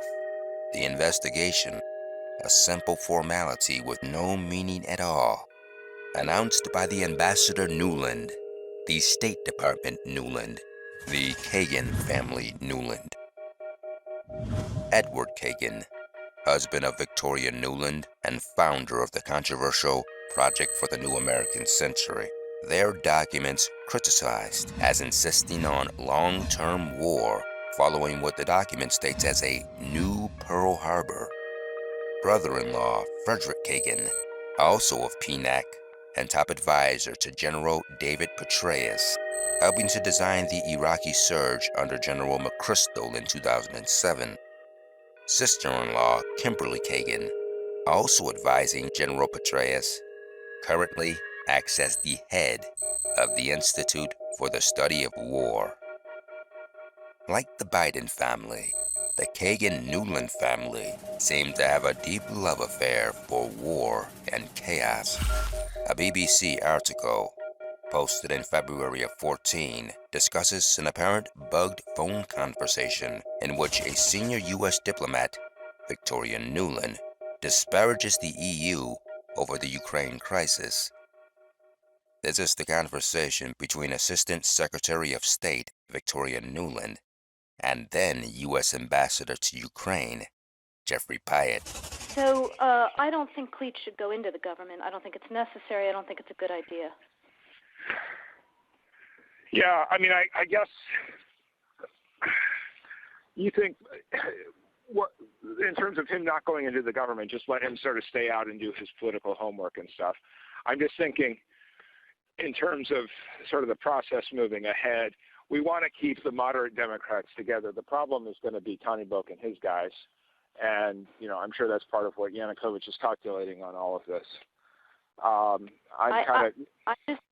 I think Yats is the guy who's got the economic experience, the governing experience. He's the guy, you know, what he needs is Cleach and Tony Book on the outside. He needs to be talking to them 4 times a week, you know. Yes, we do know. Just as the U.S. State Department were literally in the process of setting up the new Ukraine government over the phone, the economic and governing experience of Yats is accompanied by the neo-Nazi experience. The Yats that Nuland speaks of is Arseny Yatsenyuk, and the outsider that Nuland and Pyatt mentioned, known as Chiknybuk, is Oleg Chiknybuk. Neo-Nazi sympathizers propelled to power after the Western-backed coup. The U.S. State Department itself placing power into the hands of neo-Nazis. I told Washington this, that when I talked to Jeff Feltman this morning, he had a new name for the UN guy, Robert Seri. Did I write you that this morning? Yeah, I saw that. He's now gotten both Seri and Ban Ki-moon to agree that Seri could come in Monday or Tuesday. Okay. So that would be great, I think, to help glue this thing and have the UN help glue it. And, you know, fuck the EU. No, exactly. And I think the foul-mouthed Nuland seemed to amplify her views on regime change only weeks before the Russian-backed Yanukovych was ousted and the EU, US-backed leaders were installed. I figured out in my mind why Yanukovych did that. But in the meantime...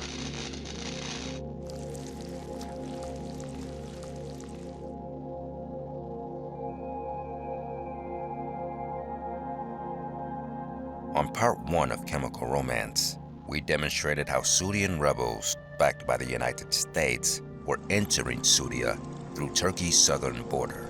It wasn't long before a group of extremists were busted, chemical weapons in hand. They are suspected of having links with the Al-Nusra Front, which is the Al-Qaeda-affiliated Syrian rebel group. As these rebels were caught with chemical weapons, the Western allies paid little attention to the mounting evidence, suggesting that these rebels consisted mostly or mainly of extremists. The opinion piece titled, "America's Campaign Against Putin's War Crimes Can't Ignore Syria." A just, rules-based international order. In my home country of Syria, Russian President Vladimir Putin's intervention to prop up murderous dictator Bashar al-Assad has enabled the regime to torture and slaughter tens of thousands of political prisoners.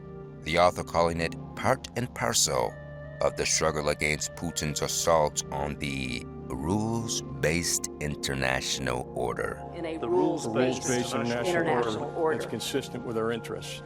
He continues, America's forceful response to Putin's atrocities in Ukraine is commendable, but Assad's war crimes, often aided and abetted by Putin, have been a daily occurrence for over a decade.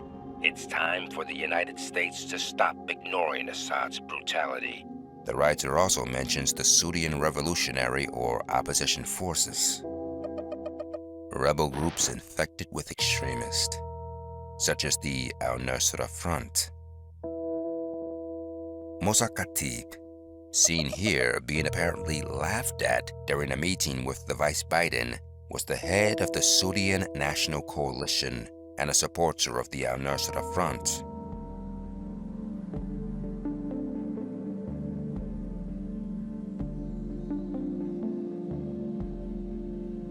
While everyone in the West, over a certain age, knows the full story on Iraqi chemical weapons, during the early years of the war in Syria, chemical weapons were used as a pretext to give better weaponry and funding to rebels attempting to overthrow the sitting government of Bashar al-Assad. The Syria Transition Support Act of 2013 lent these tools to rebel factions, many of which were later revealed as extremist. Some engaging in ghoulish acts, such as massacres, later blamed on the government of Syria. Vile, despicable massacre against innocent children, women, shot at point-blank range by regime thugs. And a particularly disgusting act that involved a US-backed rebel eating an organ out of a dead Syrian soldier's body. A fact that Russian President Putin raised, much to the chagrin of then British Prime Minister David Cameron, who was very visibly upset when this barbaric act was mentioned in his presence. I believe you will not deny the fact that one hardly should back those who kills their enemies and eat their organs and all that is filmed and shot. Do you want to support these people? Do you want to supply arms to these people?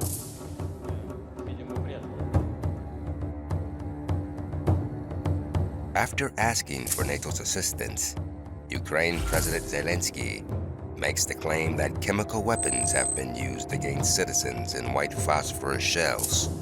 Military police captain Tobias Elwood states, "The allegations represent a despicable pretext for Russia to justify its own biological or chemical attack." Just days before, President Biden warned Russia not to use chemical weapons. And right after that, NATO chimed in, saying that it wouldn't get involved unless chemical weapons were used.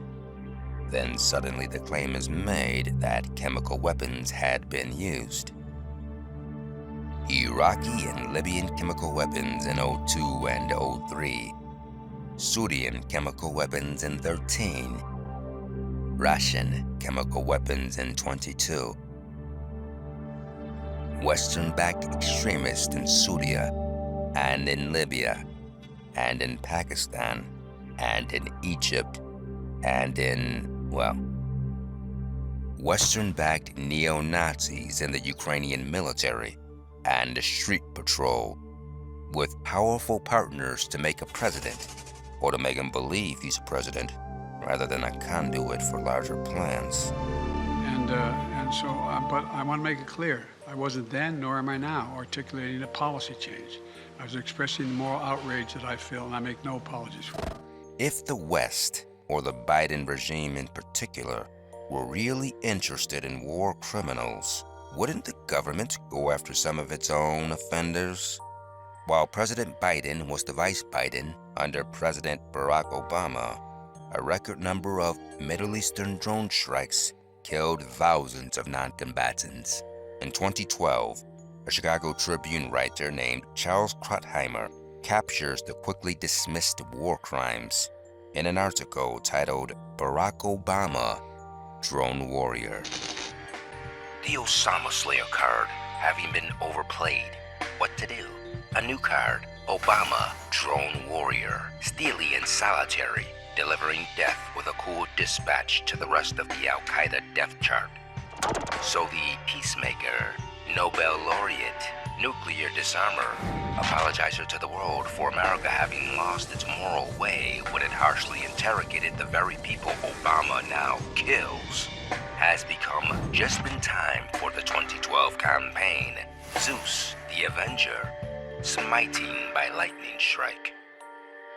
Torture and murder by drone bombing. What is it that you're calling for? We're calling for him to be fired from his position at the University of California, to be disbarred from the practice of law, and to be prosecuted for war crimes. You, like former Vice President Dick Cheney, has been outspoken in the defense of harsh interrogation.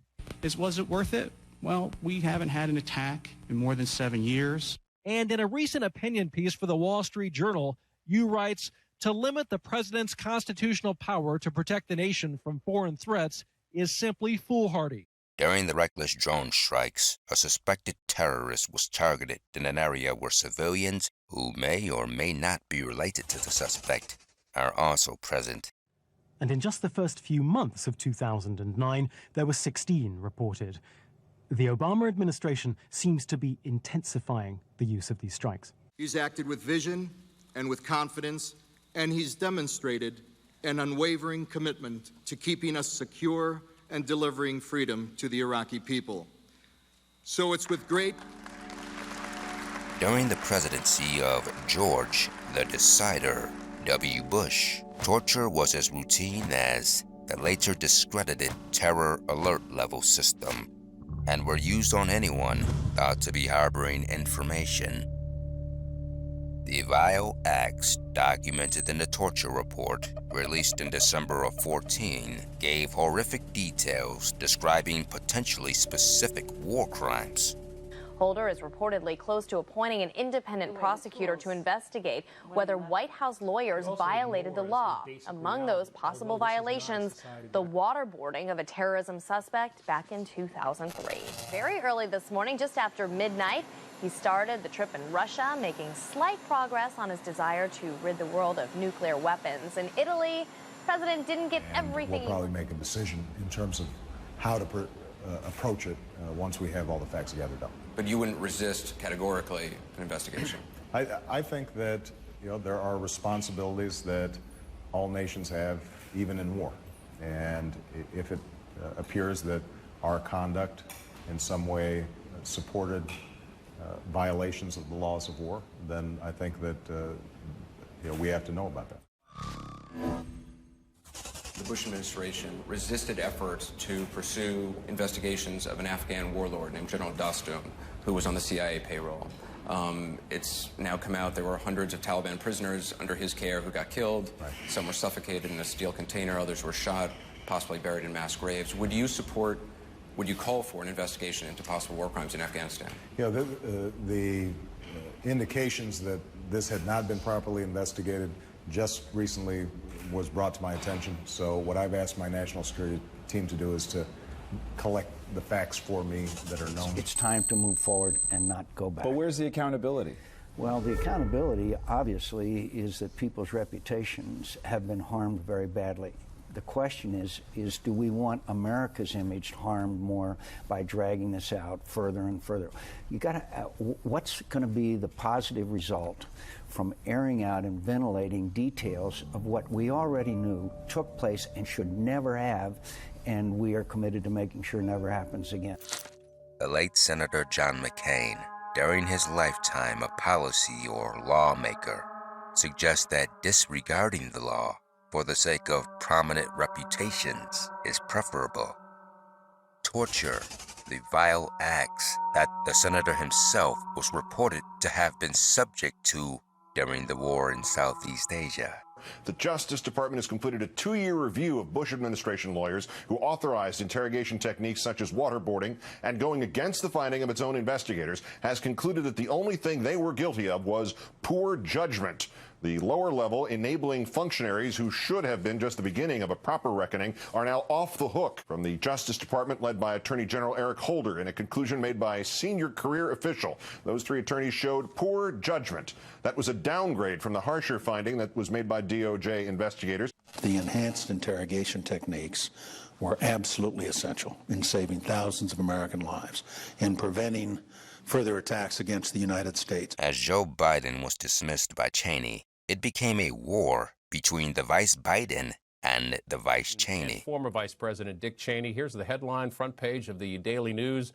Grumpy old men, Cheney and Biden duke it out over terror, torture, and the KSM trial. It is an act of war, what took place. Our objective is to make sure they pay the highest price possible for the inhumanity they visited upon our country. Whatever for is the best way to do that is what should be done. Now look, the fact of the matter is, the bulk of the people who were tried by any court in this country under the last administration were tried in a federal criminal court, and they're still in jail. Those tried in military courts, some were not convicted, some were convicted and they're now out, and others the last administration released them into Yemen, and the very people we're fighting now. So I don't quite get what the objective here is. I don't care what you call it. I want that son of a gun who was involved. Somewhere, somebody at Fox News or the Huffington Post was keeping score, as if they really believed that every Sunday these talk shows is Super Sunday. I think trying Khalid Sheikh Mohammed in New York's big mistake. It gives him a huge platform to promulgate his particular brand of propaganda around the world. I think he ought to be at Guantanamo. I think he ought to be tried at Guantanamo in front of a military commission. They've got difficulties now because my guess is they don't want to send him back to Guantanamo because that would validate, if you will, the value of Guantanamo. They're trying to close it. Clearly haven't been able to get it done. I don't know what Dick's been doing lately. I don't know. We did exactly what he did with the shoe bomber, Richard Reeve. Exactly what he did. We brought in the experts. I was told he said we didn't bring in the right people. The experts are the FBI interrogators. They are the best that we have. We brought them in immediately. They were in his custody. They got all the information they could get from him prior to him going silent. Once he went silent, he was read his Miranda rights and put in the system. Since he's been in the system, he's continued to talk. In fact, Khalid Sheikh Mohammed told the International Red Cross in 2006 he lied to fool his questioners. He made stuff up. From the past, from the Bush torture program, is that it yielded very little information. There was talk earlier after they dismantled the system we'd put in place for prisoner interrogation of high-value detainees. In September of 11, the Salt Star News of Ontario, Canada, reported on a planned speech by Dick Cheney. This announcement was met by anti-war protesters demanding that Richard Cheney be arrested for being a self-confessed war criminal. This was referring to items that Dick Cheney put in his book admitting to acts of torture that his administration authorized. Morning, former Vice President Dick Cheney has now canceled a visit to Canada over some safety concerns. Before another speech was scheduled in March of the following year, the former vice president canceled his Canadian trip, citing safety concerns. The Morning Call Allenwood newspaper reports that Dick Cheney had visited plenty of dangerous places, including Iraq in 2008. But apparently, according to Cheney, Iraq in 2008 was far safer than the mean streets of Vancouver in 2011. While some suspected that the only safety concern Cheney had at that time was an imminent arrest that could have occurred in a foreign country.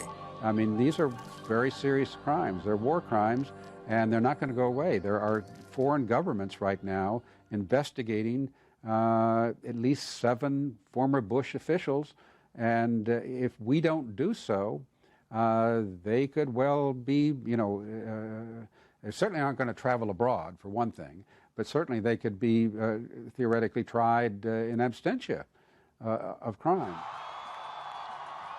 The new president, with at least the acquiescence of the Vice Biden, would engage in another form of war criminality only months later. Drones carrying missiles into Pakistani airspace. They're guided remotely. The Pakistani government, I'm told, tacitly accepts these missile strikes.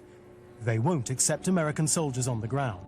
The killing of American citizens who the administration decided were too dangerous to capture, while their family members and anyone else in the area, related or not, were destroyed as well. The NATO flag will now be raised while the NATO hymn is played.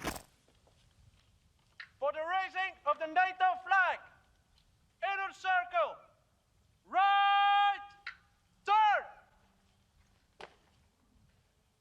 left, right, face, take flag, release flag. Emergency sirens wail in the distance, a fortuitous foreboding as the new NATO HQ is unveiled. Flag up!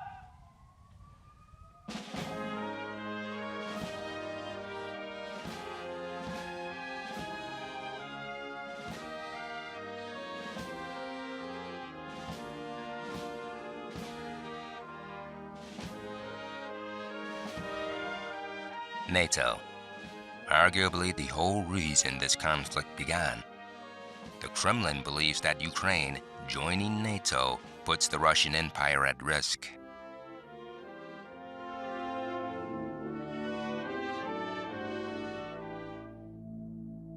What are humanitarian bombings?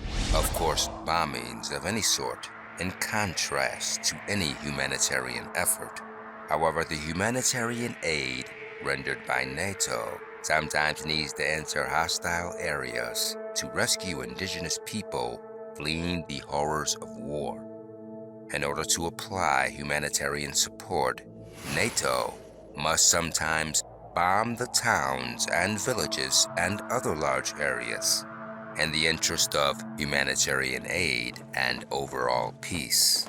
These bombings are known in some circles as humanitarian bombings. At the end of the 20th century, Serbian leader Slobodan Milosevic acted as the European Union villain, ripe for regime change. President Milosevic vowed to keep on fighting. Milosevic said it was absurd that Yugoslavia should accept what he called NATO's, quote, fascist approach. Milosevic was charged with the slaughter of countless civilians and a litany of war crimes, dying before his trial concluded for the alleged violations. In March of '99, NATO responded to Milosevic. These pictures of what is alleged to be Albanian refugees struck by a NATO missile. Serbian officials claim that there were two separate attacks, killing, they say, dozens of civilians, 60 plus or more. NATO acknowledges that it was targeting what it says were military convoys in the general area. NATO bombs were reported to contain depleted uranium, a chemical weapon that for several decades has wreaked havoc on not only enemy forces, but Western forces as well.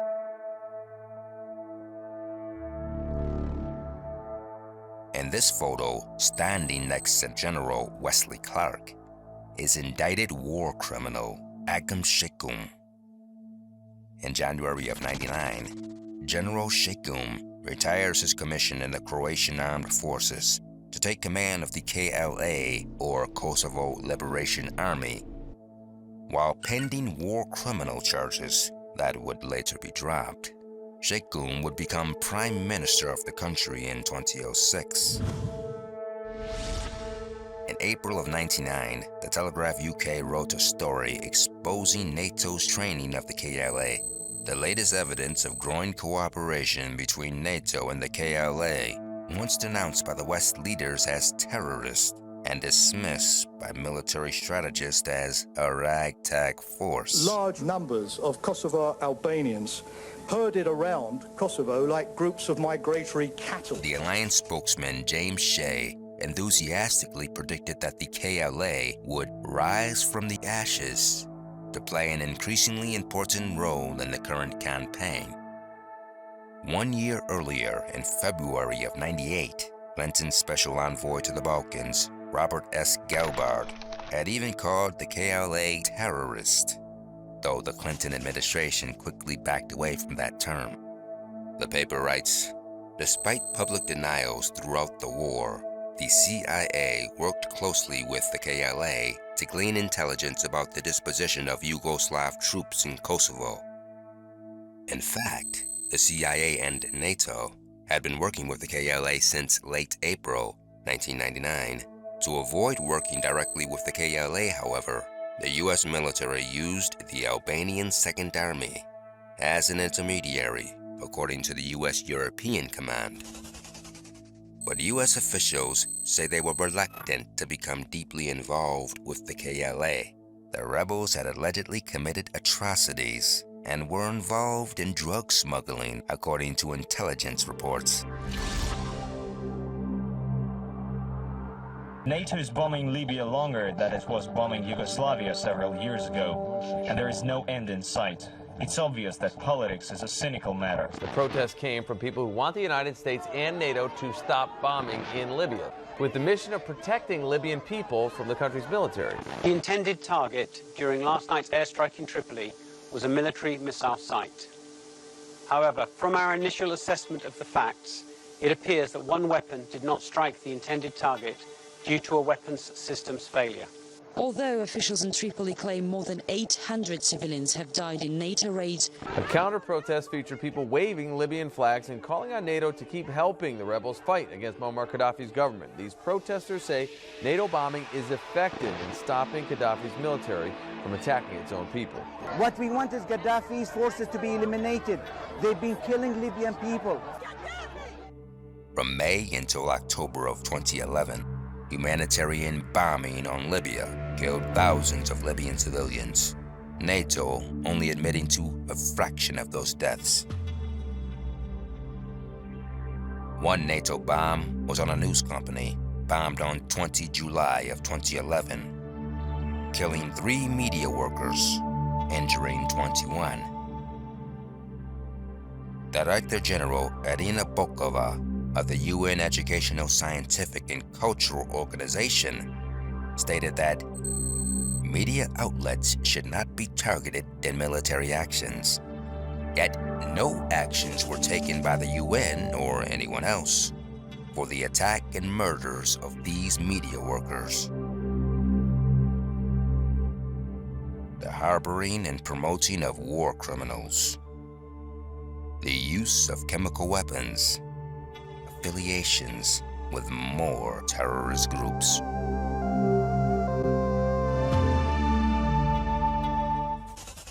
Amistad México-Rusia en la Cámara de Diputados expresó que la cercanía de México y Rusia no puede ser como manifestó su homólogo ruso, Víctor Coronelli. The Ambassador Salazar took an international trip to the southern neighbor of America and began what appeared to many citizens to speak with an authoritarian tongue. Traigo aquí la bandera, México, Estados Unidos y Ucrania. Tenemos que estar nosotros en solidaridad con Ucrania y contra Rusia, ¿no? Se me parece que el embajador de Rusia estaba aquí ayer haciendo un ruido que México y Rusia estaban tan cercanos. Eso, perdón, nunca puede pasar. Nunca puede pasar. A former Colorado Attorney General, Salazar, helped lead the investigation into the 1999 Columbine massacre. He served 4 years in the Senate and another 4 as Secretary of the Interior during the Obama regime, becoming the United States ambassador to Mexico by President Biden in September of 21. On the El País news site, the story of Vice President Kamala Harris's trip to Mexico was described as marred with tensions even before the trip began. Mexican President Obrador has stepped up references to American interventionism and demanded that Joe Biden's administration revoke funding for 2 civil society organizations that he dislikes. They are taking too long, the Mexican leader said. USAID, an independent international cooperation body linked to the U.S. State Department, urging it to cut all funding for Article 19, a global free speech nonprofit, and for an anti-corruption group called Mexicanos contra la Corrupción y la Impunidad. A later meeting between trade representatives generated fresh complaints. López Obrador's energy reform package is planned to strengthen the state-owned companies such as Pemex and Federal Electricity Commission. Mexico, main trading partner of the United States ahead of China. Before Biden, and even before Obrador, when Mexican President Peña Nieto was in office, then U.S. presidential candidate Donald Trump began making alarming remarks about the Mexican Republic, one of which was printed on Salon and LA Weekly. While some may hold the view that President Bush entered the wrong country when pursuing Saudi and Pakistani-backed hijackers in Afghanistan, the future president, Donald Trump, announced privately in a public setting that Bush also invaded the wrong country when it came to Iraq. The Friends of Abe in Hollywood was a group founded by actor Gary Sinise promoting Hollywood conservatives. It was at this event, the paper alleges, that Donald Trump stated, "We should have invaded Mexico, not Iraq." Maybe just another one of those jokes the billionaire likes to tell.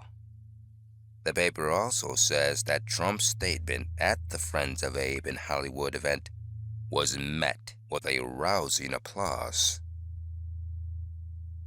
A U.S. military invasion of Mexico would apparently fight illegal immigration or drug trafficking or something. The point is, Mexico and the United States had more problems than either country was willing to publicly admit. In the summer of 21, the Wall Street Journal asked if, in reference to Mexico's energy proposals, is Mexico's president a threat to its democracy? Those words, stronger than they appear, as U.S. military invasions and occupations have been launched for those very allegations and a lot less. The Ambassador Salazar, along with others, began to speculate on the long-suspected Russian spies. Is in Mexico right now. Those are Russian intelligence personnel. Despite thousands of views on social media and television by citizens of both countries, interference in the affairs of a sovereign nation, the issue was forced. A Mexico-Russia friendly group was created. This prompted a U.S. commander to allege that Mexico has harbored Russian spies for years. Migration, human trafficking, those kinds of things are symptoms, in my mind, of a broader problem, and that's transnational criminal organizations. And we see that happening right on our border in Mexico. My concern with that, Senator, is the instability it creates, the opportunity it creates for actors such as China, Russia. I would point out that the largest portion of GRU members in the world is in Mexico right now. Those are Russian intelligence personnel. Weeks earlier, the Ukraine ambassador to Mexico asked for support against Russia, placing the Latin Republic in a delicate situation. Ukraine wanted Mexico to condemn Russia, joining the echo chamber of other world leaders. The United States repeated this through Ambassador Salazar. Con Ucrania y contra Rusia, ¿no?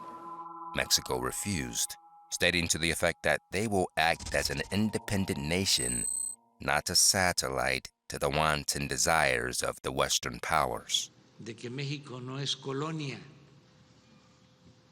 de ningún país extranjero, que México es un país libre, independiente, soberano, que no somos colonia de Rusia, ni de China, ni de Estados Unidos, que México es un país independiente, libre y soberano. Troubling behavior sowing the seeds of distrust, skepticism, and paranoia of Russian spies hidden in dark corners and close to home. The Mexico-friendly problem. Now the UN Security Council says it will meet tomorrow at Russia's request to talk about claims of military biological activities of the United States. Tonight, the White House press secretary calling those claims preposterous. Putin declared the war not only to Ukraine, but the whole West. He declared the war against Germany, against US, against UK, against Europe. On the Ides of March, the White House announced that the president will announce $800 million in new aid for Ukraine. USA Today noting that with that payment, the Biden regime has pumped more than $2 billion into the Ukrainian government since his administration began less than 2 years ago. That is an average of over $1 billion per year. We need freedom-loving democracies to support other freedom-loving democracies. And now, Russia, an attack on democracy, freedom. We are fighting here for freedom, for democracy. Was an attack on democracy, on an open society, on freedom itself.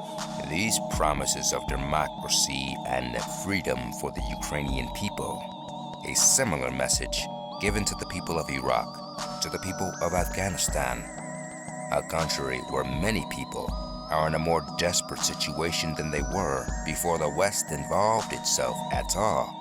And now is the time when things are shifting. There's going to be a new world order out there, and we've got to lead it. This world order that President Biden invoked on 21 March, the orders of a world military, NATO, to escalate conflict, the orders given to extremist groups to implement radical changes in government, the orders to opposing leaders to seek exile or accept death or imprisonment, combining regime change with the installation of new leaders who are, of course, Western-friendly. A war in Ukraine, a war about money, NATO, and respect of the rules-based international order.